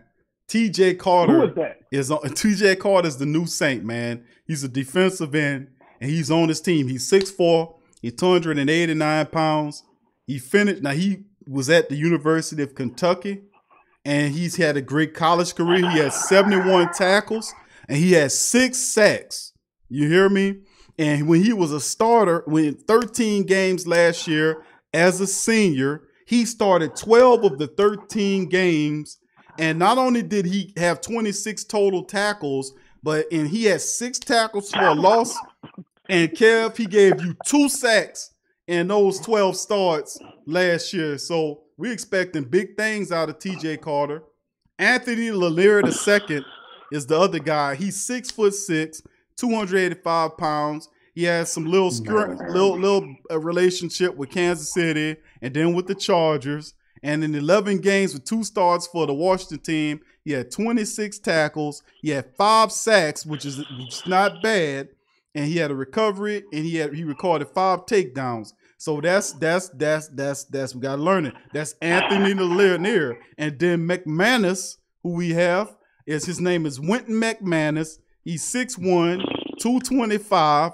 He was a Canadian football person, and he had, listen to me, this man had 104 tackles. He had 4 sacks, 2 forced fumbles, and 41 special team stops. You cannot poo-poo that, GM Kev. You know what, man? This PJ, you said PJ Carter? TJ Carter. Oh, yeah, Lil Wayne cousin? But, man, look. Thank you, Jay-Z Carter. Hey, look, I heard you say all that stuff and it just went in one ear and went out the other. because I already know, man, look, when you go against some of these elite quarterbacks this year, man, they going to feast. It's going to be ugly because like I said, we got 3 guys right now that's coming back that we want a lot of production from is Rankins. Hopefully Cam can come back healthy because if he goes down, then what? You really stuck. Yeah, we looking You've pretty been rough. dependent on him for so long, because he's been in here. What if he has to miss 6 or 7 games because of injury? Then where do you go? I don't know. Because there's nobody else. Trey really out there. Hendrickson? Now you go, man, barbecue chicken. I know. But Granderson? Carl Granderson? Mario Edwards He Jr.? ain't show nothing, though. Marcus They Hunt? all question marks. Zach Bowen? Anthony Chiquillo? Man, come on, man. I'm These throwing are rookies, man. I'm throwing at you, Jim Kev. All we got. I can't draw Cameron Wake and Clay Matthews. They ain't on the team. All I can give you. This is how. But check this out. Now you got Dallas who can lose McCoy and then replace him with Pope. Then you got Minnesota who can lose Griffin and replace him with Yannick. We lose Cam, we replace him with who?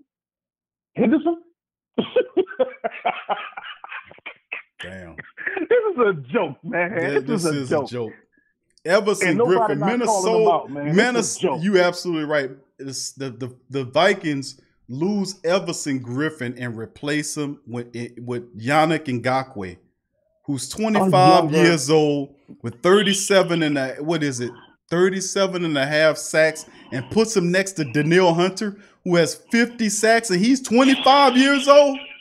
And They people got like, two well, Q. 25 years old. But Jim Kev, they're saying, hey, but Q, man, that's Minnesota, man. We're fine here. I'm just like, dude, do you not understand what that means to get Ngakoue on a rival, and Everson Griffin went to another rival of yours, and each one of those guys, you could use them. So you couldn't give up a 2nd round pick this year with a 3rd or a 4th pick, whatever it was, for the following year.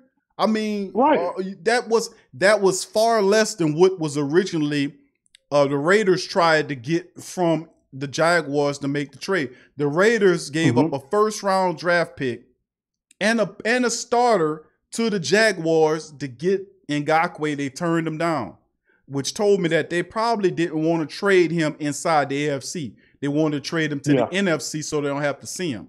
So you had the best one that they gave was a 2nd round pick from the Vikings. That was whoever the general manager is up there. He's doing a terrific job building this Viking coach. Let me tell you, you know who they got? They got Jefferson up there. They got rid of Stephon Diggs and got Jefferson up there next to Adam Thielen. Are you kidding me? Do you really? And people don't realize that. Yeah, now you got Yannick there. He got less off the field, and he gonna come in and work, and we know what he brings. That dude's awesome. Man, like I don't understand the Saints moves this year. I am so disappointed with when you started the free agent, what was all out there, what we could have used to end up here now. I'm just disappointed that you didn't get none of those guys. I mean, none of them. I mean, from Everson Griffin to Robert Quinn to Corey Littleton to Jan. I mean, you got none. I just can't believe that this is happening. It's like, are you trying to coach your way out of New Orleans, Sean? That's what you're saying. You ready? You know what? I'm ready to go. I'm gonna find a way to get out of here like the right way. Because it seems like that's what you're doing. Well, hold on for a second, Jim Kev. We got another call on the line, my friend. Thank you for calling the Great Saint Think Tank. Who on the line there, fam? This is Buddy Bob. How you doing? Buddy Bob, how you doing, my friend? Good to hear from you, my man. Been a while, bro. Oh, you remember me, huh? Oh yeah, I remember, bro. I got a pretty decent memory, my friend. Just hold on right there. We got Jim Kev just ahead of you, my man. As soon as he gets done, we'll get you in there. Just mute your phone, my friend, and we'll get you in there. Thank you. All right, Q. All right, go ahead, Jim Kev. I'm not gonna keep you too long, but yeah, man, I'm just really, I don't understand this, man. And like at this point now, I don't even think the Saints gonna go after one of those corners that we talked about, Tremaine Johnson or Talib. I don't think they're gonna go after them. Because, the actions are saying right now, you good at what you got. You're still bringing in these other unknown guys. But Jim Kev, I've said that they're set with what they have. They feel good about those guys, and they're going to go into the season with them. So, I mean, the coach is confident about him. He's seen something that he likes, and he feels like P.J. Williams has been rejuvenated. He feels like Patrick Robinson a year more into the system, looks a little bit more comfortable. behind those guys. So, God. you know, he feel like we got plenty of depth there. You got DJ Swearinger back there in the back behind the safety, JT Gray there. Saquon Hampton was looking okay. Younger linebackers, I do like Joe Pesci Jr. I like him a lot. Caden Ellis is showing in practice. He's stepping his game up. So we got a lot of the young guys do look good in practice. You know, in practice, yeah. In practice. Yeah. I mean, that's all we can get. That's all we can do because that has yet to translate into the regular season because it hadn't occurred yet. But based on that, you know, that is a positive. So it's all growing pains for them too because they're going to have to learn on the fly while they're playing because there's going to be some mistakes made at that linebacker spot because, you know, you're going to see a lot of stuff new. And these offensive coordinators going to try to test them because they know that they're young. They're going to run a lot of different stuff at them. So, you know, and that's why I don't understand why you wouldn't have nobody back there. I'm with the younger guys playing, but you shouldn't rush them in right now, knowing what you got, you know, on the table this year. You're trying to go for it all, right? You know, that's the Super Bowl. That's the Super Bowl of bust mentality that you've been preaching. That I've also been preaching too. Because when you tell me a Super Bowl of bust, and how do we know that?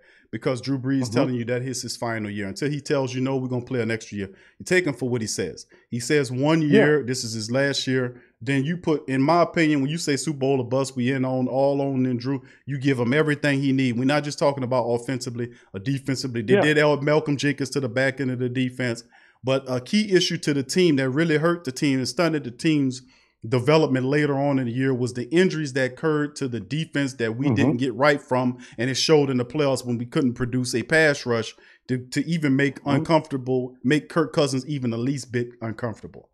So we do have talent there, but the issue is if the injuries occur to say Cam or DeMario, what do you do? Yeah, because that's realistic because it's a 16-game season, and if you're trying to make a deep run, you got to expect some guys going to get nicked up in the meantime. And this is how the game is. So, and we just hope that those guys are not out for the longer part of the season. It's not that, but if you get one of those major guys with a season-ending injury, it's over. I mean, and that's going to be sad because you could have had people to come in there and step in and give production, but you went this way. And it's going to, you know, I'm just hoping it don't go like that. But if it do, man, I'm going to light some ass up this offseason. You ain't seen nothing yet. I'm going to test some shit. So I'm telling all Sean, if you supported Sean Payton and they don't win this chip, don't come on Q Channel because I'm about to light his ass up music. Well, I'll tell you what. I'm going to holler at you later, man. All right. Thank you, GMK. Appreciate that, man. Thank you. Who that to you, brother? All right. Same.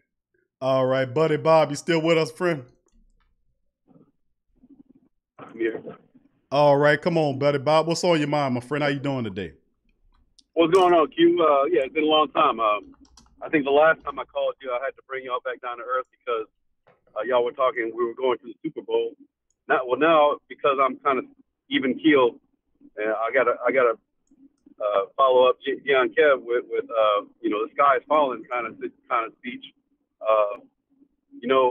As far as I'm concerned, buddy Bob. That's what you see in his speech as the sky is falling.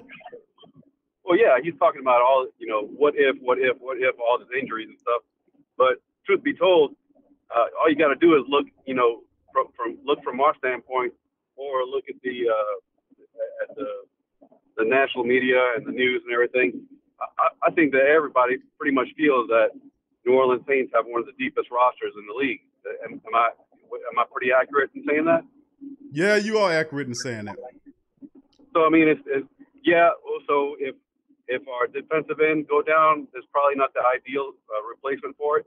But overall, you know, the team's pretty deep. It's one of the deepest teams I've felt like we've had in a long time. As far as the depth's concerned, I could just say, you know, go with the experience and the history that we had with Mickey Loomis and Sean Payton on personnel decisions. You know, it seemed like they've hit more home runs than strikeouts over the last several years. So as far as the team this year, I say get us into the playoffs, and then anything can happen. You know, outside of that, predicting injuries and all that's beyond anybody's control. I mean, you make a point about the prediction of injuries, but it's hard to ignore the historical trend of certain players that are repetitively hurt. I mean, and these players occupy key positions. It's not so much the prediction aspect as the depth serves as a way to fortify certain players. That's why they brought players in like Bradham to look out for Alex Anzalone, who's had, 3 or 4 surgeries on the shoulder. Davenport, who hasn't played a full season, who's hurt, who's missing 3 practices now. I mean, so that's what a lot of the family members are saying. And let me get your thought process on this, Buddy Bob, because your mindset kind of differs than what GM Kev was saying. Let me pick your mind on this. What do you think about the Super Bowl or bust narrative that is being pushed by the team because of Drew Brees' final year? Super Bowl or bust, which means much, and let's see if we share the same definition of Super Bowl as bust, is you push all of your chips to the table and you get the defense, everything that they need. And the reason why people are pushing the defensive end situation is because of the routine factor, traditional and consistent trend of injuries that have occurred to the defensive linemen behind Davenport, Trey Hendrickson and the like, and then you're dealing with Alex Anzalone, these guys like this. So it's hard. It's not beyond the realm of reason to say why people are a bit concerned by that, because there's no veteran prowess or somebody that has shown that they can stay there and occupy that position successfully without getting hurt. But explain that to me. What do you think about the Super Bowl or bust mentality? Do you feel like the Saints are doing enough in comparison to their competitors to get to the big dance? To finally take it to the big dance and make it happen? Q, I believe that there's 2 ways of thinking. There's, I'm a poker player by trade, and okay, I'm all about risk and going all in and all those kind of things. But there's another train of thought, is that if you want to be a consistent winner and put a consistent productive team on the field, well, then you do it by making decisions that don't mortgage your future. So I think the Super Bowl or bust phase is already past us.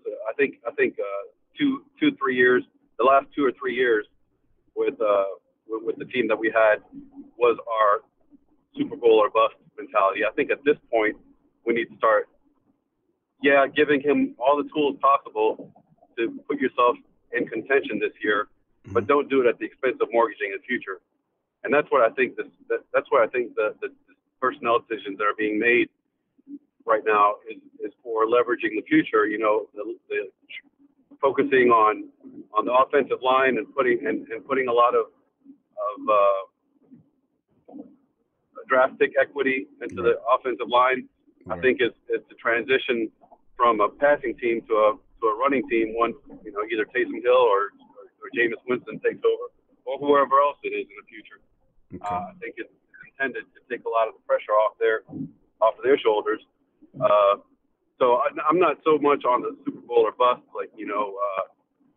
making wild free agent signings with the big names and everything, just because, like for instance, Jadeveon Clowney. Everybody has a hard on for Jadeveon Clowney, but he has yet to have a double-digit sack season. And Davenport had more sacks than him last year, and so did Trey Hendrickson. He had more sacks than last year. So what has Jadeveon Clowney shown that demands $12 million a year or $15 million a year? So maybe Everson Griffin in hindsight with what he was asking for, or this guy from Jacksonville, maybe all those decisions could have been made. I'm just thinking that it's not necessary to just say Super Bowl or bust. I think you have to give all the tools you can without having to mortgage a future. Okay, that's real commonsensical, Buddy Bob. I appreciate that rationale. Let me ask you this, because you said something real interesting. A lot of things interesting, but let's unpack the window comment you made about you thinking about now. Is it correct in my understanding that you think that the window has passed, and so far as when you say Super Bowl, is that what you mean? The window has passed, or is that? Am I clear in that thinking of what you're saying? And could you explain on that?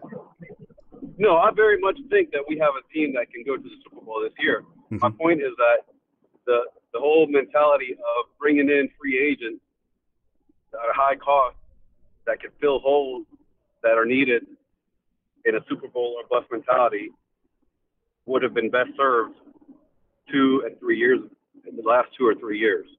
Not so much this year, because I think this year it's finite. There's pretty much no doubt that Drew Brees is not coming back next year. So, you know, I would have leveraged a lot more risk, knowing that Drew Brees has potentially 2 or 3 years left than just this last year.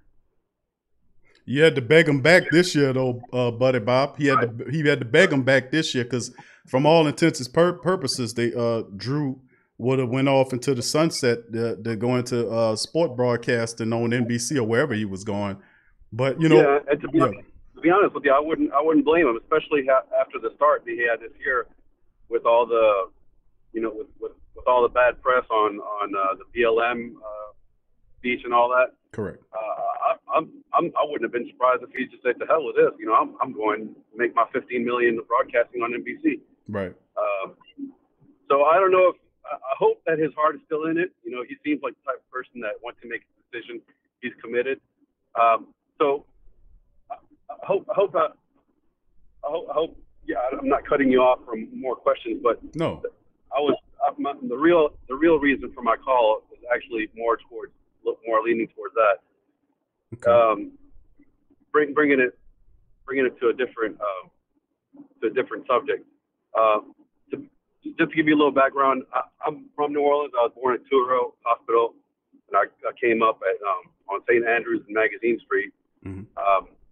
You know, to say that, I'm saying this. I'm down with the brothers. You know, I'm a big fan of Black history. I enjoy just about every single word from reading the book of the autobiography of Malcolm X. You know, I enjoyed every single Spike Lee movie. Do the Right Thing is one of my favorite movies. And I was down with NWA and Public Enemy and Eric Rakim and all that. So I understand the the Black movement of awareness, of creating awareness. What I'm struggling with, and the reason I'm asking you this, because I think that you are a critical thinker, as you say. I think that you are a worldly person, and I want to bring this up to you so you can help me understand and grasp this a little better. Because every time I watch NBA game or a baseball game, and now we're going to get ready for the football games, and I see all these political ties, you know, all these statements from the players and all this social awareness, and it really just kind of rubs me the wrong way. In the same way that it rubs me the wrong way that the national anthem is associated to pro sports. You know, what's one got to do with the other? You know, as far as I'm concerned, I'm watching a game so I can get away from politics for about 3 or 4 hours. Mm-hmm. That's pretty much it. So help me understand why I should not let that bother me when I see, you know, the Saints practicing with Jacob Blake written on their helmets, or you know, I guess when the NFL starts, they're going to have the Black national anthem before the game. Mm-hmm. Or we're watching a basketball game, you know, everybody's kneeling during the anthem or before the anthem, and then got statements on your jerseys instead of names and all this. Help me understand why I should be okay with all this stuff that seems like it's being forced down our throats. Well, I mean, I appreciate that, Bob. That was real. That's insightful, man. I do my best to kind of relay that message, bro. There's a lot of suffering going on in the world right now, and to be honest with you, my friend, if you're a fan of a lot of music, you can go back and listen to a lot of that music with Public Enemy, and a lot of groups were speaking about the same message 20-something odd years ago. That was going on. So that's been in existence, and you don't even have to look at the music culture to go back to know that, you know, that's been in existence for sometimes. You can go back to the 60s, and the same thing that's happening now is happening then. And I think to a degree, and I think more different than most. But I with the Jacob deal, and I know about both sides. I've read all of the stuff about his rap sheet and the fact that he was there. He was going to get a knife. He was actually the guy that was supposed to be abusing the girl, and she called the police on him. And they got other stuff saying, no, that's not the truth. He was breaking up a fight. And I find it, I find it real troublesome, man, to know. But there is no scenario in my mind, I don't care what color they are, that any person is supposed to be shot several times in the back. I just find that really hard to swallow. I think that's unjust. And I've had people to tell me, Q, they have more, Caucasian Americans in this country that are being shot by the police more than there are blacks. I've heard that argument. I even seen some of the government statistics on that from their own website showing that. But that really doesn't give me. Thank you, Tim, for your super chat, my friend. Thank you. But you got that. That's a part of it, my friend. Is sometimes, and Tim is right here. He says, "Big Q, just tell him to put yourself in the shoes of somebody else." And you seem like a person that has a mind to be able to do that. You can, if you can listen to and you can enjoy people's culture. It don't matter what color. If you produce good music or good movies, I'll watch it, and most people will. It don't matter if you're good at what you do and you're entertainment, whatever. But that's a part of it. We have to be able to kind of look outside of ourselves. You know what I'm saying? Sometimes we have to put ourselves in the other person's shoe if you really want to know or understand what's going on in the community. Now, bear in mind, I do understand too as well that they're using the struggles of black people to push political points so they can try to get certain political parties in to. I understand the twisting of that and the poking the prod, and I get that as well. And it is going to be used as a political weapon. And I would caution you to understand that as well, is that when you're dealing with the stuff that most black people have been going through, if you go back in the 1800s and you study all the history stuff about our ancestors being in slavery and all this kind of stuff, and then of course you look at Asian people and white people, we all had some of that. But listen, that's a part of it. We got to be able to walk in each other's side, man. We got to be able to walk in each other's shoes and understand where we're coming from. And that's a part of getting through this here thing. And once we could do that, I think we can be able to do it, because there's people at the top, and I've been saying this, that's using the turmoil that's going on with black people as a political weapon to twist the country in a way where it won't benefit nobody. They've been doing that from worlds, and I know about the history of that as well. So, but the point about understanding is that you got to be able to walk in and understand and walk into people's shoes. Because trust me, if they can get away with doing it to people that look like me, sooner or later they're gonna get to you. And that's how they did. And the Jewish people in Germany, they went to they ain't go get everybody. They just went to certain people. And then the other people say, well, they just looking for them. Then when they got all of them, they went to the next group. And then eventually they got to the people who said, why should I care? That's why you should care.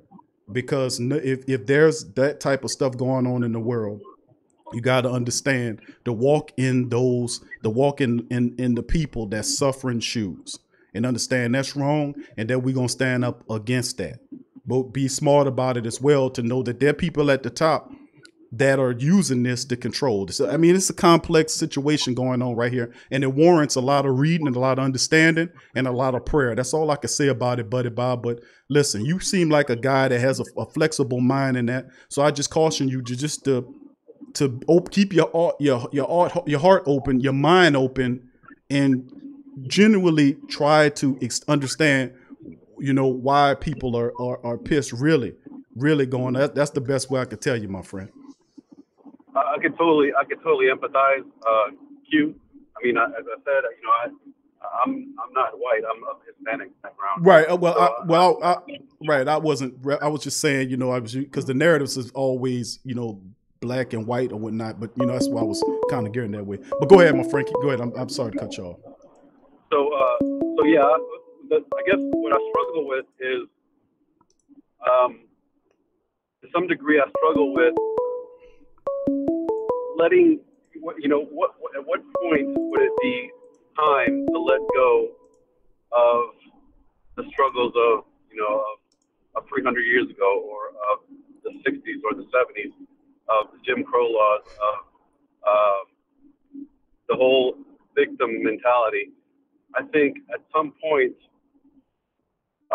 people, individuals, or cultures or races have to rise above that and think of it in terms of I am an individual and I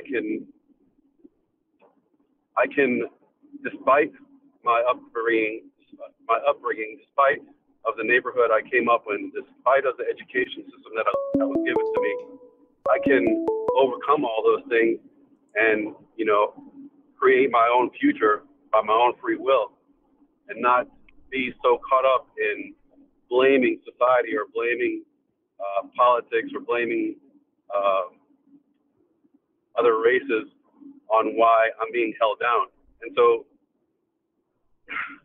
that's where I struggle with, Q. I think that there's two ways of thinking as far as that's concerned, and I you know, maybe I'm on the fence on both ways, but when it comes to sports and mixing the two, it just kind of confuses me because I understand that the platform that people are using to bring attention to their cause. I think that when you disagree, like Drew Brees did at the beginning, that you are ostracized and looked at as, you know, as unfairly as somebody that cannot have a different opinion, and you're forced to go along with the political movement to the point where, I mean, what I heard, I mean, I'm not sure if it's rumors or not, but what I heard is that during the protests around those days where there was all the controversy on Drew Brees' statement, I heard that the mob was on his way down to his house to do who knows what, and that the police had to turn people around. You know, people were going down the streets chanting F Drew Brees and all that stuff, and you know, I'm thinking, really, you know, this is the way that people are thinking about Drew Brees after he's shown that he's down with the black community as well. And I guess in the end, I think that because of all of the negative vibes that it brings, I just assume keep politics away from sports altogether. And yeah. Well, I mean, it seems like. Well, I mean, not to cut you off, Bob. You said a lot of you really stating a lot of stuff that this is America, you know, and people are free to have to say whatever they want, you know, and that's a part of it. You more than you have the freedom to have an opinion and to believe however you want. They have religions in the United States that worship snakes and all kind of stuff. So people are free to do, you know, worship or believe however they want. That's an aspect that's great about this country. The aspect about, you know, there is a contingent of black people, African Americans, whatever you want to call us. I mean, there are many different things, but there are a contingent and a lot of people that believe in economics and empowerment. A lot of people are not sitting around waiting for the government to give them anything. I think you'll see a lot of people of color moving progressively and strongly toward economic empowerment of their communities and to neutralize a lot of the negative and dysfunctional behaviors that have been occurring. So I know many people, myself am one of those people that believe as such, and I constantly promote it on this platform about economic empowerment. You know, so whatever I say for myself or for people of color or whatever you want to call us is the same deal for anybody else. You know, economic empowerment for this group. Now, as part of the reparations argument that I see you having, you're saying, well, why don't we move past that? If you're wronged, and the argument, and I think a lot of people are missing this, is the fact that there is a precedent set, several different precedents that are set in terms of how the government in the past have manipulated and abused people. They have never compensated the people, even though they have apologized several times, including the last one I remember was Clinton did it himself.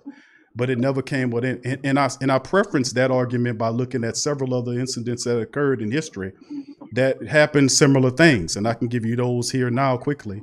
one of which was several of, we could start in order, no particular order, with the Asian Americans that were here, that were interned after World War II, because the country then went into a conflict, a military conflict with Japan during World War II. It interned a lot of Asian people. Most of the Asians weren't even Japanese, but they interned them in camps.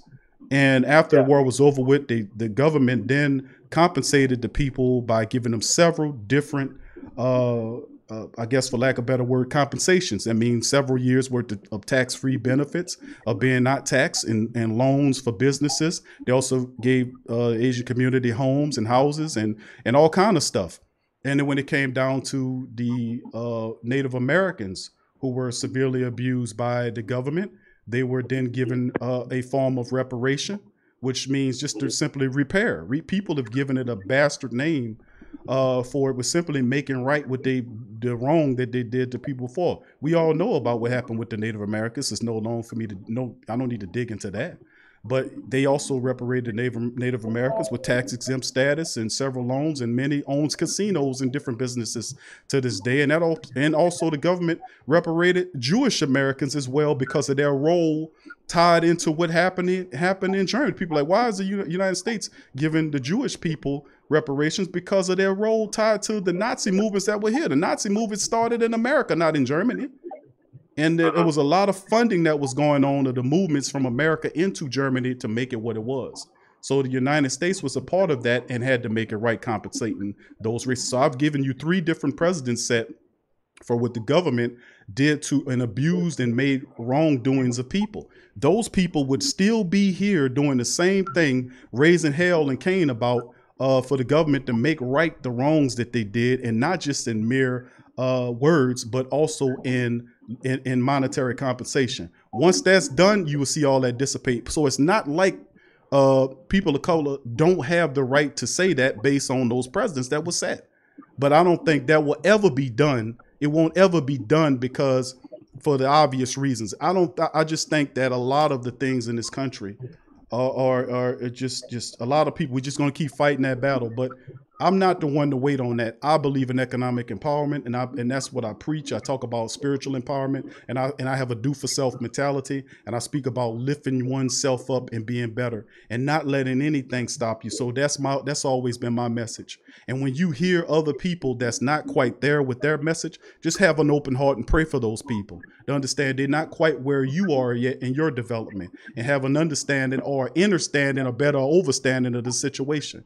Now, in terms of the politics and sports, I think, Buddy Bob, you're going to have to get used to that, because the powers that be that control the politics also control the sport and venues, and that goes above the players. The owners are attached to the parties, the owners are attached, and the parties are ran by the corporations, and the corporations have a vested interest to use certain movements to steer into certain laws. If you don't know what I mean, there are tons of books out there that can guide you to the true meaning of what's really going on. But once you understand that and study that, then you will get the full picture to understand what's really going on. So it's many different wars going on in this big battle that's going on, and you're seeing it's all come to a head. So a lot of stuff. So just keep your, only thing I can say is listen, because you're not an ignorant man. You're not a stupid man. You asking really good questions here, because you want people to understand. Explain to me, why I'm ingesting so much of this. What's going on? I just want to be able to get away from it, because it's everywhere. And I'm going to tell you something, Buddy Bob. You're probably not going to get away from it, because like I said, the people that run these leagues,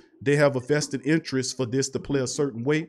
And we are all in here fighting the battle to make sure people are protected, whether fighting for the black people or the Hispanic people or not. Because I'm telling you, is a malevolent element to this thing, and they don't care what color you are.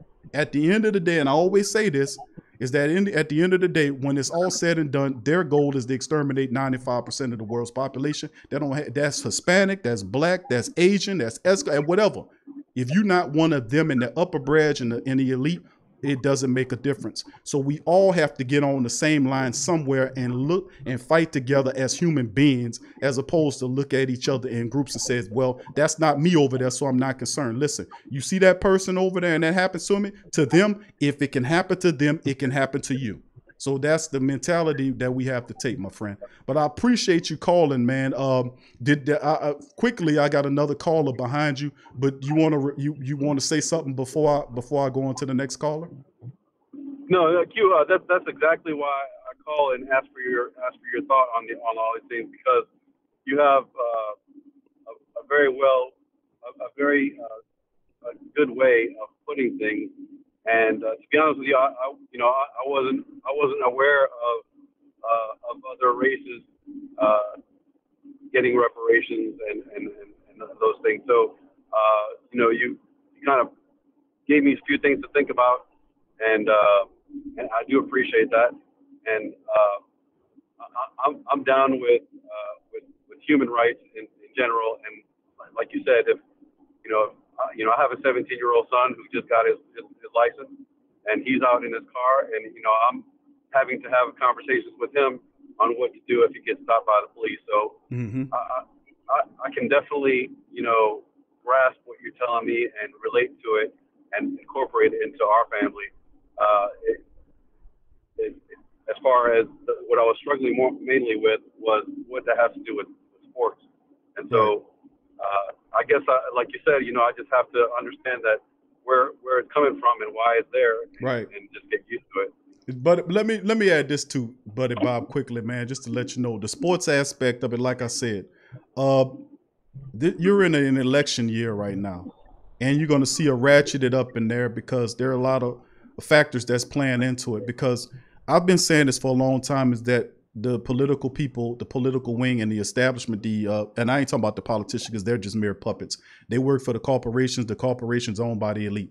The elite they've trickled down orders to these people, these gophers, and then they execute the plans of what the elite won't happen. And the thing is to demoralize. This is you can read books. I can give you guys one, the Communist Manifesto is one you can read. There are many different books out there that explain what's going on. And it's not just merely coming to you in the political aspect, but they'll use your angst. They'll use people's struggle, things that people have been fighting for years that you might not have been aware of. They'll use that. They'll use that to tangle and twist and emotionalize people to a fever pitch where they're not thinking about what's going on, and they only look at the people on the ground and not the ones at the top. I've often said that in order for stuff to really change, you have to not look at the people that's around you. There are people at the top that you never see.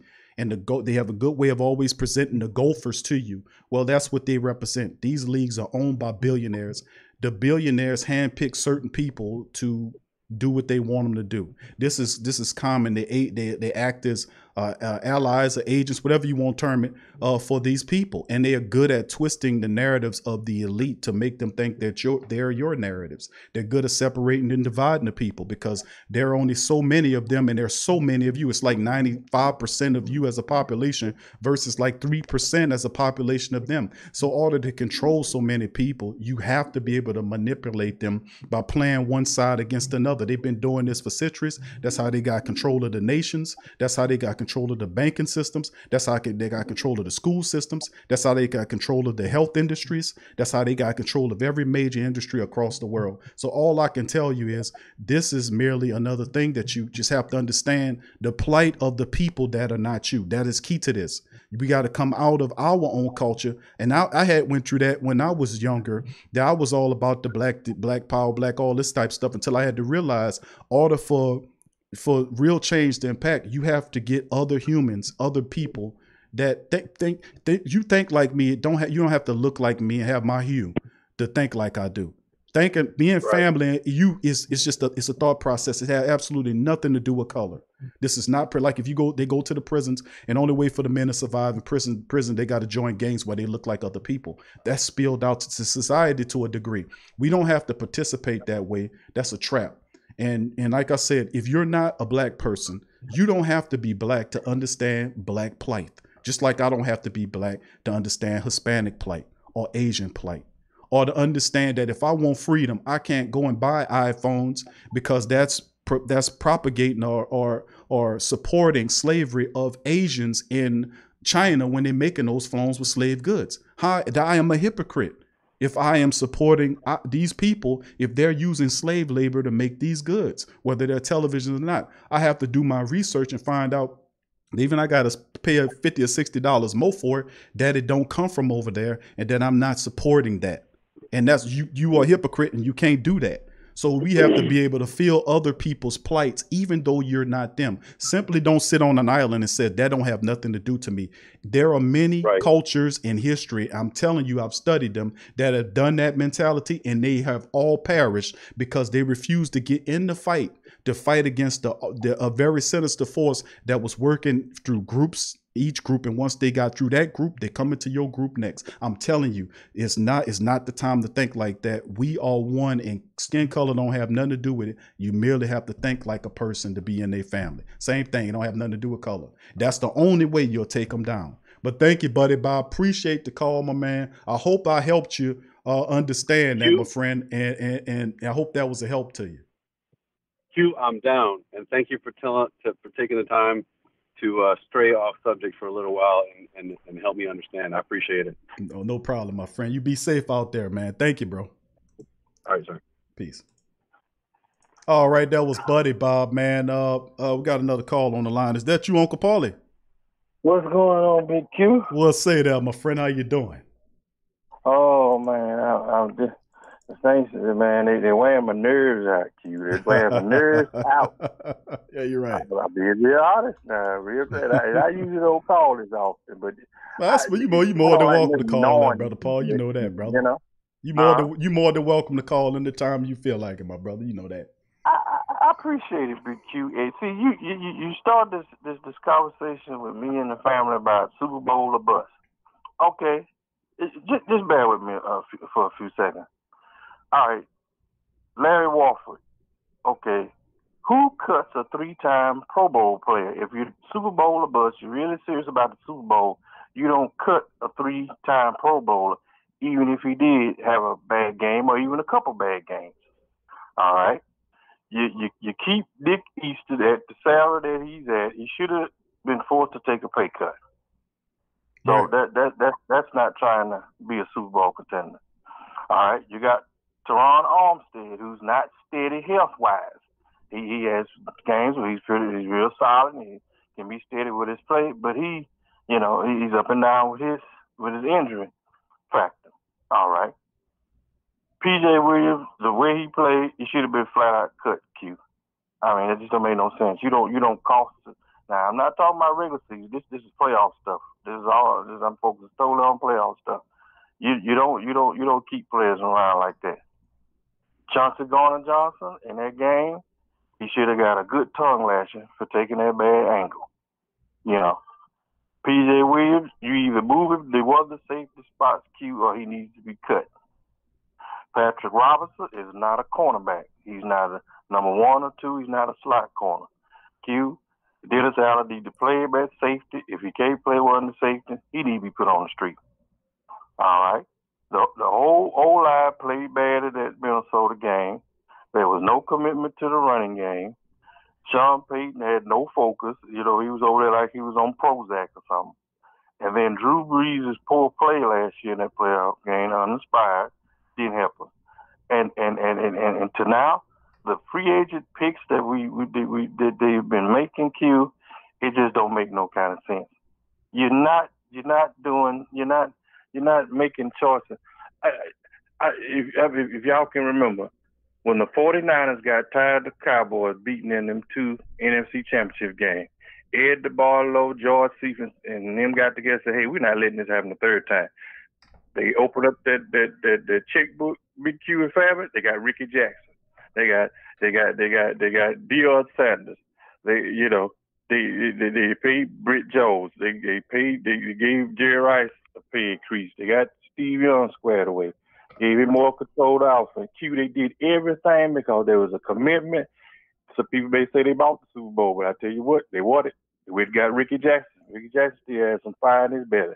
Yep. And they made sure, and guess what, Q, that third beat, what happened? They beat the Cowboys. What you think? I mean, you put a lot on the plate there, Brother Paul. I mean, man, you're absolutely spot on. I mean, those are questions that most people, that you know, it's hard for Sean Payton to kind of get around that, man. You know, when you question, when you talk about PJ Williams and why he should have been cut, and he showed some promise last year in the safety role, which I think why is he still here today? When he showed what he could do in the last month of the season, and playing that safety role gave the Saints ideas. Maybe they kind of somewhat forgot about him blowing coverages and getting toasted. Like the fact that he got toasted in the back of the end zone on the final play of the game, the touchdown that lifted the Vikings to the win. So, I mean, it's a lot, man, but you make a lot of great points. And the Eddie DeBartolo thing and Carmen Pollock, how Eddie DeBartolo built that 49ers club by getting Ricky Jackson in that 1 year, and he came in there. And then you had Deion Sanders there. You had Merton Hanks and Tim McDonald, Eric, all those Tim guys. Harris, you had Simon Fletcher, you had the boys. Yep, you had all of them now. You had them all there. They and they were was, old, they're at the back end of their career, but they still had to fight. They still had to fire. They still want to win, Q, and you can't beat that. Right, and that's what we talk about when you kind of like what you're saying is, when you put it to the thing I'm having issues with Sean Payton is the fact that I can appreciate the youth movement. I can appreciate that. But, I also realize that if you have, like I've said, if you have your quarterback here, we do have, like Billy Bob was saying about the depth, we are considered the deepest team in the NFL. That is true. But in terms of like certain positions, we're not talking about all of the depth. We kind of pinpointing, in my opinion, just the defensive end situation and the cornerback situation. And then you can even throw in the linebacker now that Nigel Bradham is not there. You have a lot of unproven guys there. And that's the approach is most of the time you watch what's going on in the NFL with the rival teams. And it's hard to look at what they're doing and saying, damn, man, they got guys out there that can really help us, that can really push us over, that could put us over the line like what we're supposed to be. Because we've been here before. We've been here for the last 3 years and we've failed. And like Tara says, she says that we've actually regressed, and that is true. If you look at the Minnesota Miracle game, that was a divisional game, right? But it didn't hurt. The next year we got to the NFC Championship game against the Rams. So by the steps of what happened in the Minnesota Miracle when we lost a divisional game, but the following year against the Rams, we got to the championship.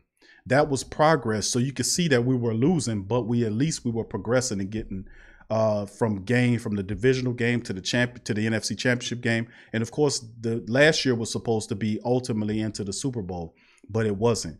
We moved from getting from the championship game back to the wild card and getting stopped in your own building.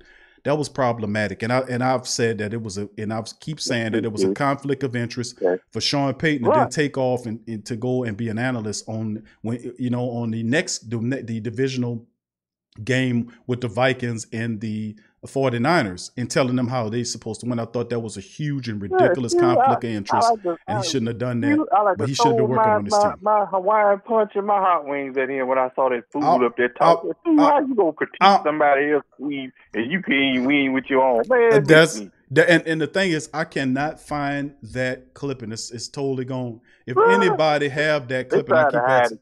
I'm trying because I was going to play that post game just to accentuate my point about to the family members about how preposterous that was and how much is such a major conflict of interest that was for him to do that, for him to literally lose that game in the Superdome. Then the next week he goes. It's not like he didn't wait 2 or 3 weeks to go and be an analyst on the Super Bowl crew. No, the very next week, that was a major conflict of interest. And he said, well, Q, what he was supposed to do, go take his ass back to the building and sit in there and figure out how a team that made it to the NFC Championship game a year ago got stopped at the wild card round in their own building. You got a lot to think about.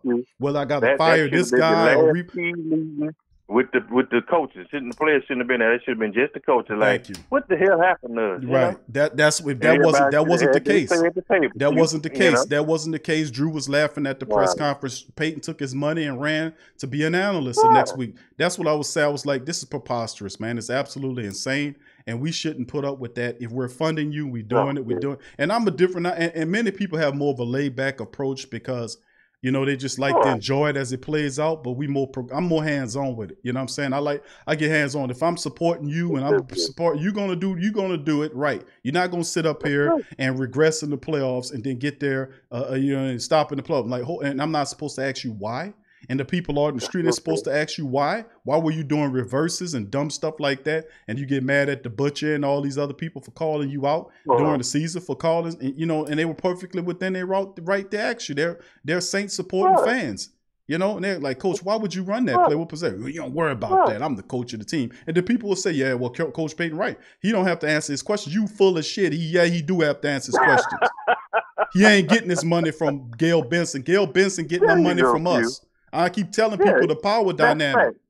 I keep telling them the power dynamic. And you got people, I'm trying to wake people up out of this ridiculousness. I'm trying to tell people that think like that to utilize your power. If you thinking like that over a football team, I can imagine how powerless you are in your life as a whole if you willing to put up with that.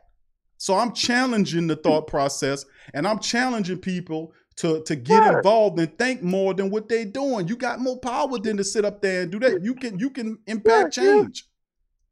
Q, you and the family can go back and look on YouTube of the Saints fans' reaction when they threw made that last play and that touchdown. You had Saints fans broke their television, kicked their coffee table over.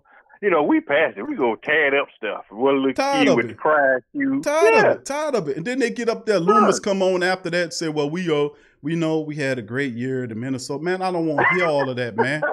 I want some answers. Don't be sitting up here giving those people credit, man, and telling me, well, they played a good game. But no, man, why wouldn't you run in the ball? Why didn't you adhere to the scouting report? And see, it's extra. It gets on I cover it from an angle where I'm listening to all of the stuff. So I hear what Loomis say, I hear Benson, I hear what Peyton saying. And then not only that, but I get the scouting reports. I read the scouting reports. We break it down on this show and we pinpoint it. We know this team inside and out. So it's not like you talking to some novice person who don't know well. The man can tell them any and everything. It's all about your level of being aware. If you are an aware person, you're going to have a lot more tougher questions for the coach than some novice people sitting up there getting to check whether or not they ask them a dumb question or not.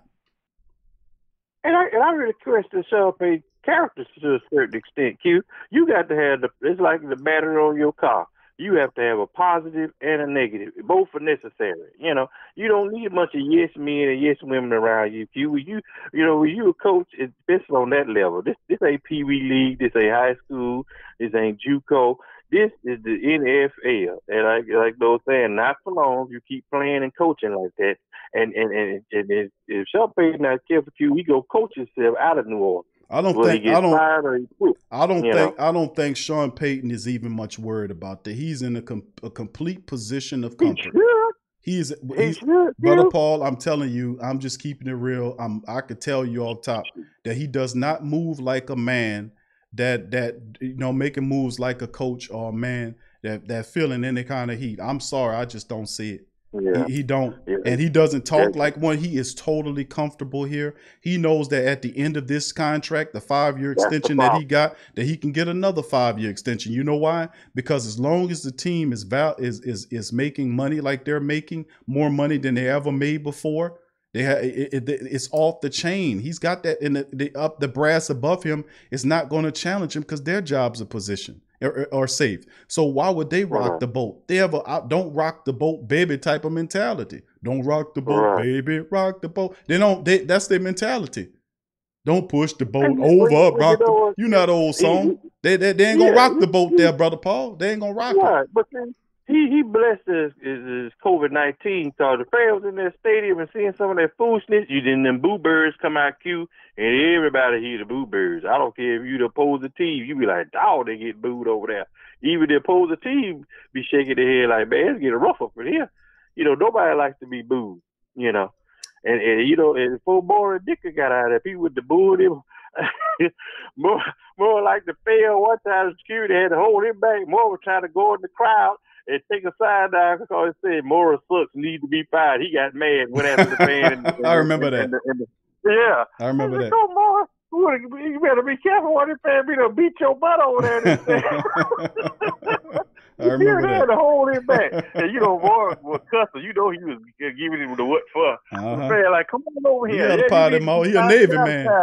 Isn't Mora a Navy man? He got a potty mouth. I know he do. I know he used to cuss. I remember old Mora. He a Navy man, Brother Paul? Yes, he went to Occidental College. Yeah.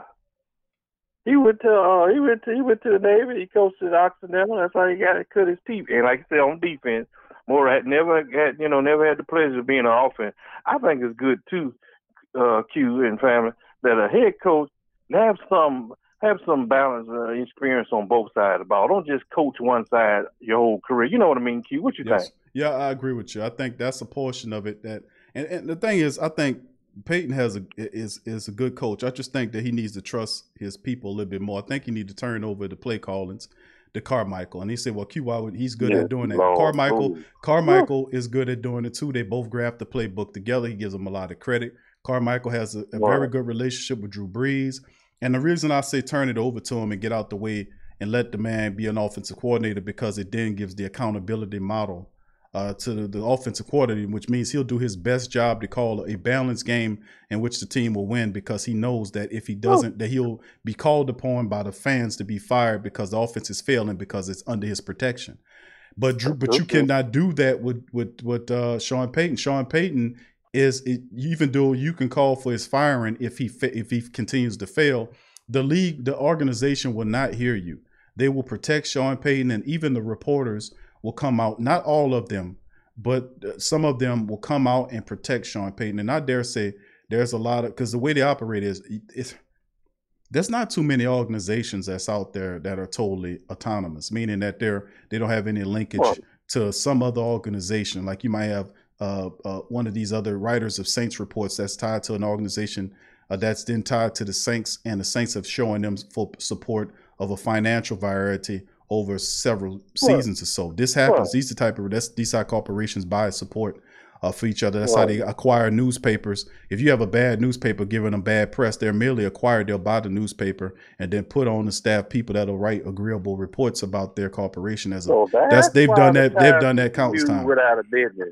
The time figure you used to get on them, Q. They didn't play that mess. They didn't get it. But guess who bought the time, Ben? Guess who bought the time? They used to get on a Pete Finney. I remember those articles. Used to tear him up. But the thing about it is, who then turns around and bought the Time Picayune? It was Tom Benson himself that bought the Time Picayune and owned it for several years until he ultimately sold it before he passed away. So like I said, man, listen, these people are shrewd. If they have negative press, they simply buy them up. So there's not too many people that's going to give you kind of critiques like this that's not attached. I am not jointed at the hip of the Pelicans or the Saints in any kind of way except for that as a fan. And I intend to keep that, because that way I can be able to keep talking like this. I can't be talking like this, objective, and giving you these critiques if they paying my mortgage and putting my children through college. Come on, man. Of course y'all don't talk too bad about Sean Payton now. Come on now. I used to say that, but I learned my lesson because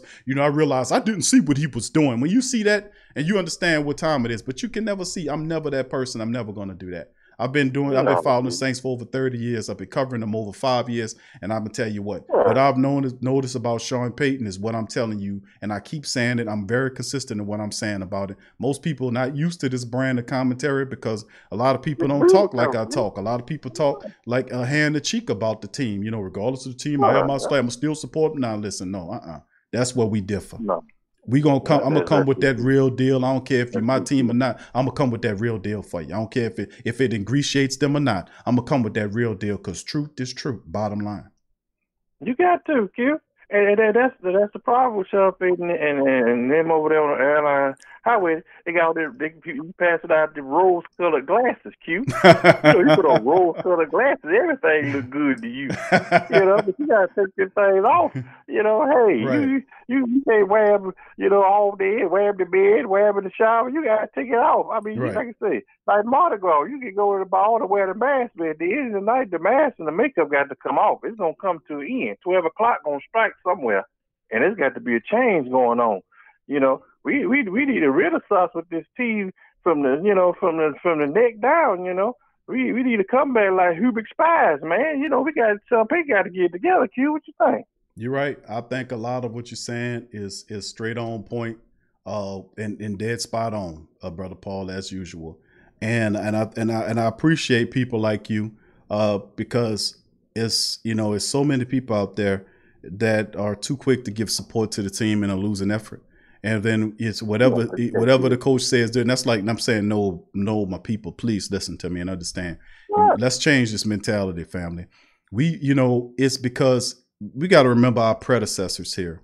The people that were in that dome in the 80s, in the 70s, 80s, and 90s, that were my father and grandfather that had to endure losing seasons. My grandfather passed away in 96, so he didn't get a chance to see the Saints go to the Super Bowl. And he once said to me that they're not going to win the Super Bowl in my lifetime. And this is the man who put me on to the Saints, my grandfather. He was a diehard Saints fan. So I'm saying for those people that live their lives and never seen the Saints win in the way we are seeing them win, they are largely responsible for why the team got its stuff together and became a winner and finally got serious about doling out money for contracts and keeping its people and drafting better. It was the pressure of the people that came before me that is responsible for the championship Saints of 2009 and all of the success you're seeing, because they got tired and refused to put up with the losing. And it became a fever pitch to the point where it was a fallout between the fan base because the money was coming from the fans, and Tom Benson was telling them, we need a new stadium. We need a new stadium. I don't want the dome. And he wanted sweet revenue. The governor too. That's right. That wasn't good. Right. And the governor was saying, the people saying, don't you dare give him that money, because the governor was going to turn it loose. And the people said, don't you dare turn that money. You better talk to somebody that knows something about the Saints. I'm telling you about the history of the tank.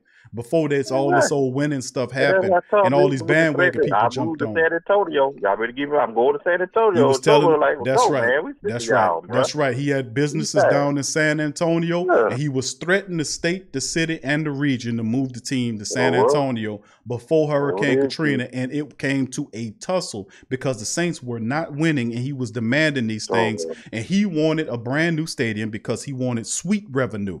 The big thing at that time was suites. They wanted the corporate suites to make that hundreds of millions of dollars extra revenue. That mess, and Daniel Snyder started that. That's right. They started making. They want to be like them. That's right.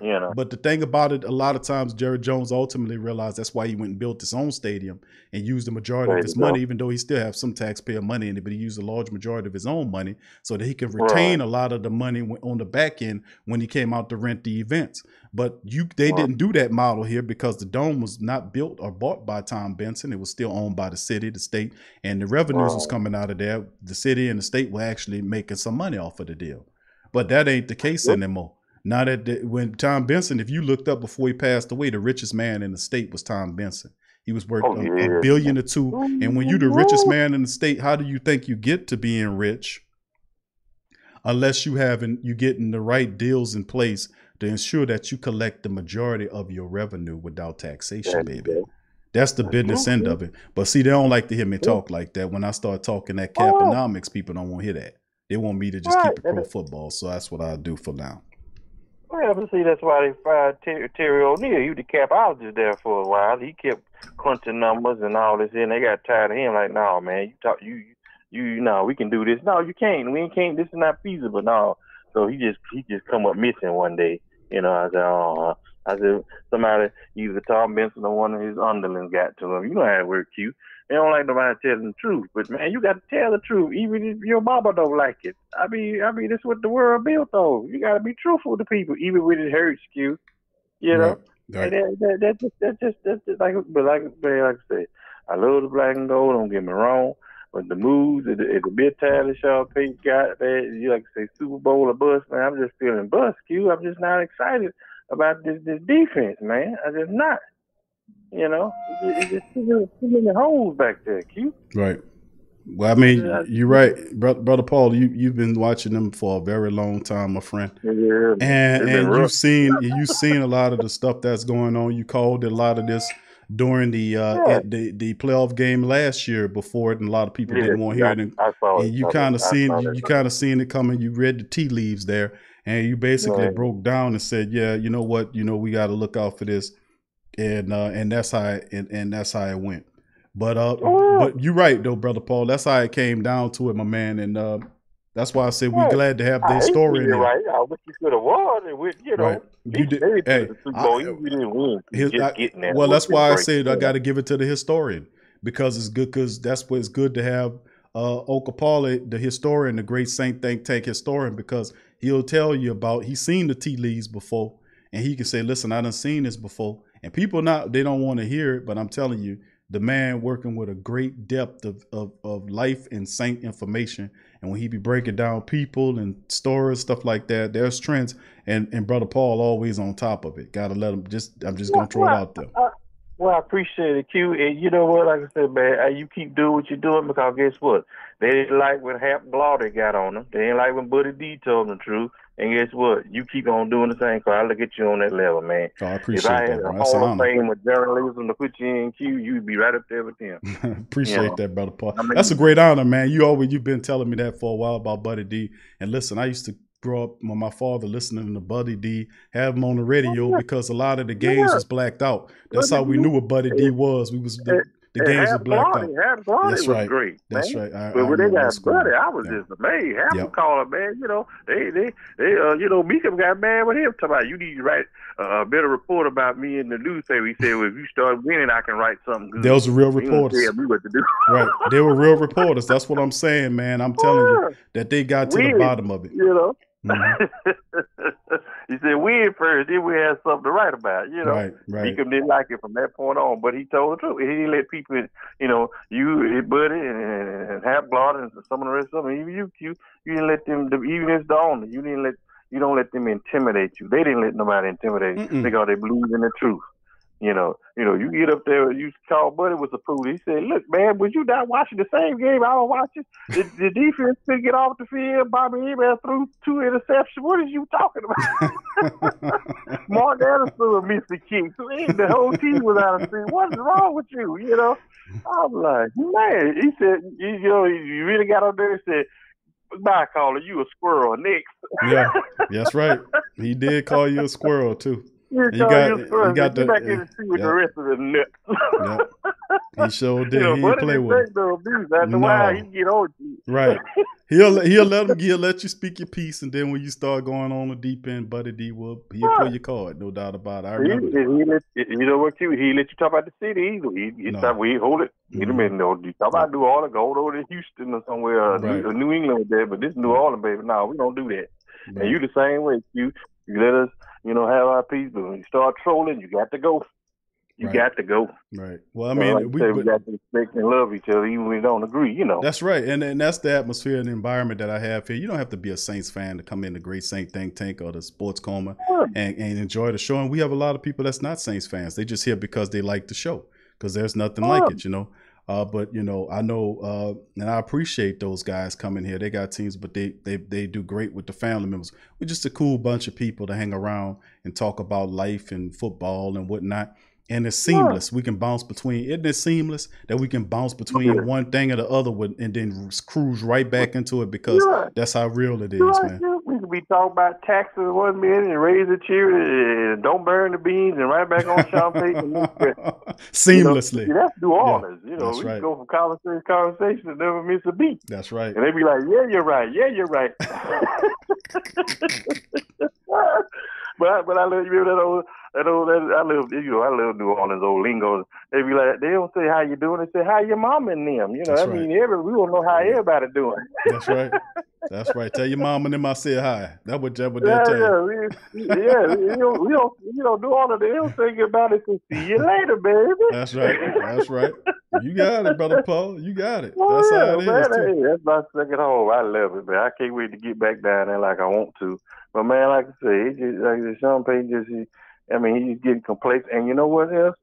Before I get off, Sean Payton is rebuilding in his mind, but he won't say it with his mouth. He's trying to rebuild. That's why he's getting all these new players. But he know he can't tell management that or the fans that. So he's really being hot water. Yeah, there's no time to be trying to rebuild right now. Yeah, it's very clear, man. And when you're talking about in Drew Brees' final year, let me see what these young guys could do. I mean, the mentality you're right. That shouldn't even be the mentality about now. You have to. Your team regressed. And you bought in, and it didn't just to prove a point that he understands what veterans mean to the team. They went out and got Emmanuel Sanders and Malcolm Jenkins, which were prime moves. I agree with both those moves. I just think that you Yeah, need to that's good. I think you just Yeah. reinforce the guys that have been prone to injuries. Getting a veteran in to take time from Davenport, work him in slowly.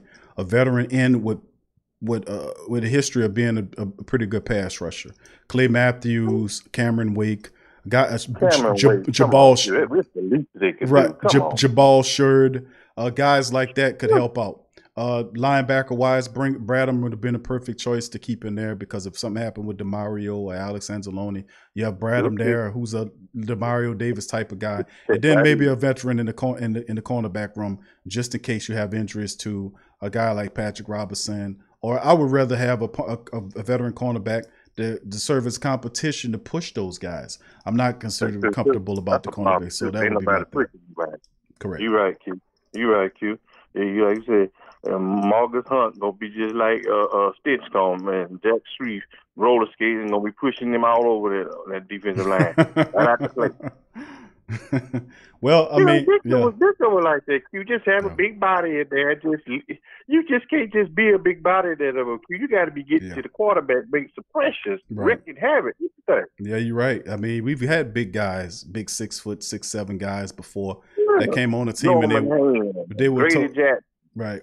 Great. What's the boy name from they picked up from the University of Georgia? And he was a big bust. He was 6'3", 330 pounds. I think he playing with Jonathan Sullivan. Not Sullivan. He from Georgia. It's another dude. I don't think what was his name. I can't call his name, but he was a defensive tackle we picked up to sit in the middle of the Grady. Is that Grady? Grady? You said Grady Jackson? Not Grady Jackson. Oh, Grady Jackson. Yeah, Grady Jackson. Yeah, he came from the Razors. Not Grady. Yeah, I know Grady. It's not the dude. I'm not. It'll come to me. But I mean, we've had big fellas here before, and they didn't. Just because you're big, don't mean that you're gonna make an impact on the line. Now, Marcus Hunt is a guy that just bounced around. We don't know what he's gonna do, but I haven't heard anything from Marcus Hunt the entire camp. No, it's not good. Chiquillo's hurt. We don't know what's going on with him. Davenport's missed 3 straight practices here. There is some instability that's starting to crop up, and we've been more fortunate than most teams in the NFL. Like the 49ers keep losing wide receivers, and we have several other players that we've seen out there that the teams are losing players as we speak, and people are going down for the season and long-term moves. But the Saints have been relatively fortunate not to lose any of the really, big names that you're counting on.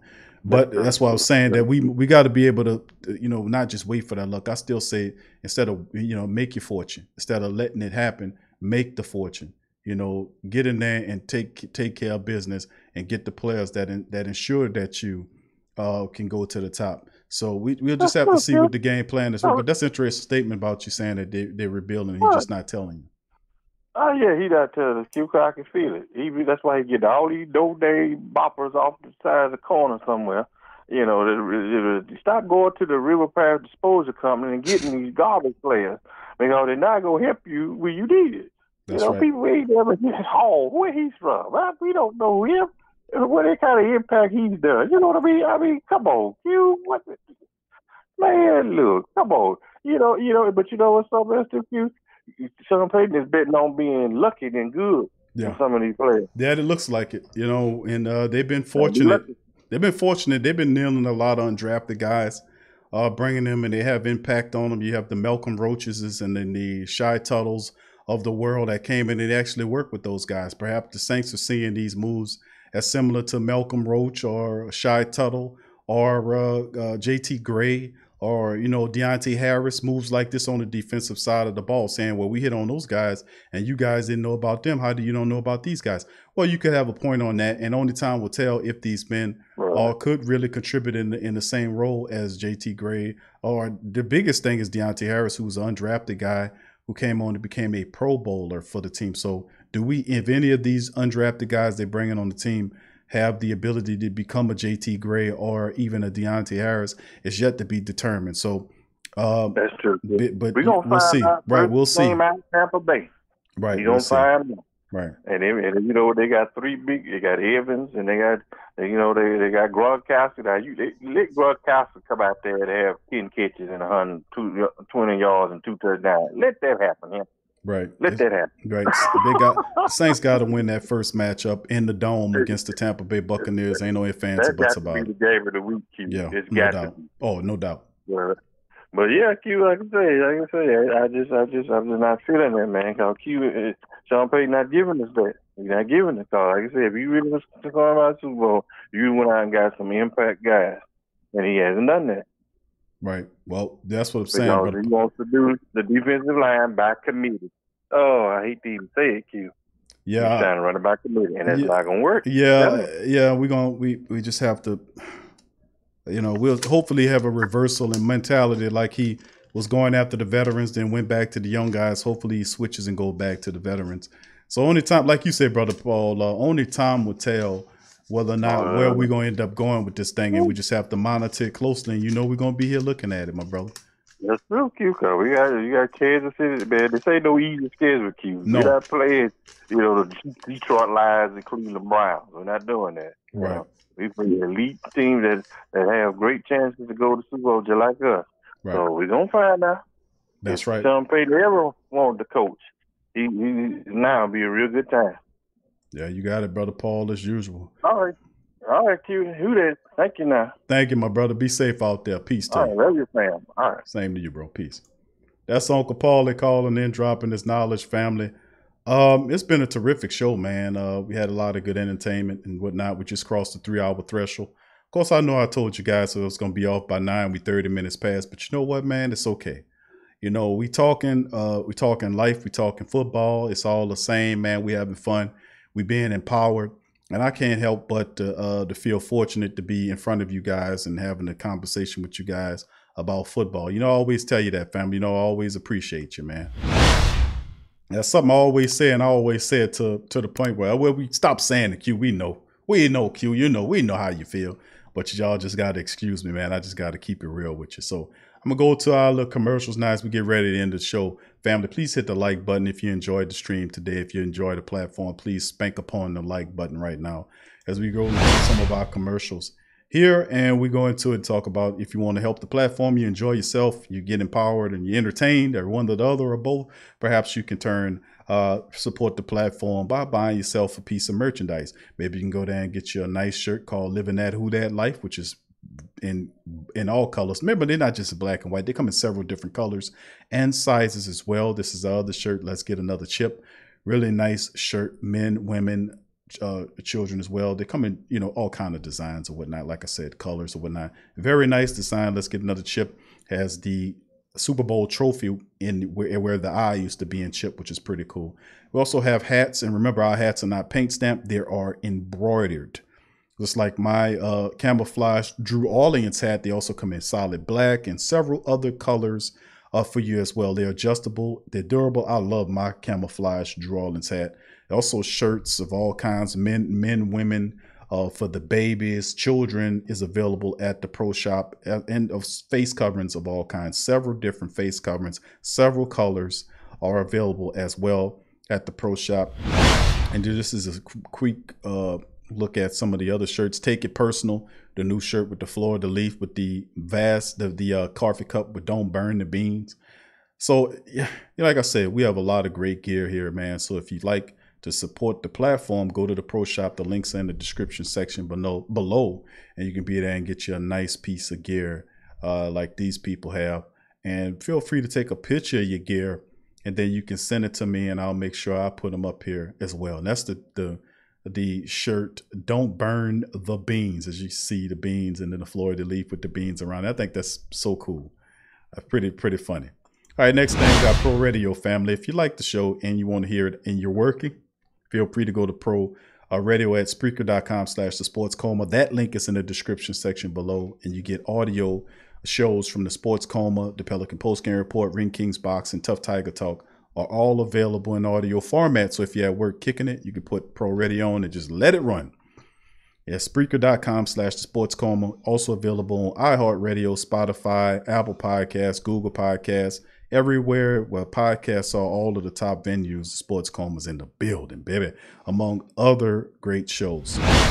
And of course, if you enjoy the show, you can become a patron like so many of our great family members do by donating $1 or $5 or $10, whatever is in your heart. All that's information at patreon.com/the PRO Media Network.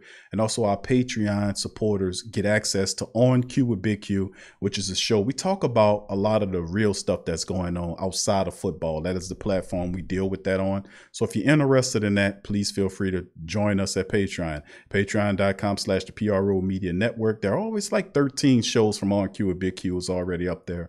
So you might, it's ongoing. We do a show every week among all the other shows we do. So we do a lot of shows, family, just to let you know. We real and we working over here. Let me tell you what, the big ups to all of our YouTube members as well. They get access to the show TSC Q&A Live, which is a Tuesday show we do at 6 o'clock. Different format where you can actually be seen on the show. And people love it. It's really cool, man. And that's a show that only our Patreon and our YouTube members get. So if you want access to that, simply join our YouTube members or join Patreon via patreon.com/PRO Media Network. Then finally, big ups to our sponsors, GetLifeMask.com. If you want to get a mask like those that you see, the Pelicans, Saints, or LSU Tigers, or if any of these are your favorite team, you can go to GetLifeMask.com and purchase the mask. They're really nice masks because they come with a filter inside of the mask. As well, it's a really nice filter, and you can actually swap out the filters. The filter inside of the mask, behind the mask itself, there's a pocket. As you can see, this is showing the PM2.5 filter slides in this clip right here in the back of the mask, and it lasts for like about 3 months, and you can get it replaced as well. So go to GetLifeMask.com and breathe easy. You can get 10% off on the product code with the product code The Sports Coma. They are our sponsors, and we're showing them love. So once again, thank you guys for joining the show tonight. It's Sunday. It's a really good show today. We had a really interesting Madden simulation at earlier today, where the Saints were able to beat the Minnesota Vikings 23-20. You know, it was really, I caught the back end of it. I missed all of it. I'm gonna go back and watch it, but it was a pretty nice game. 23-20. The Saints kicked the field goal as the clock went to 0 to beat the Vikings and to improve the 12-3. That's right, virtually.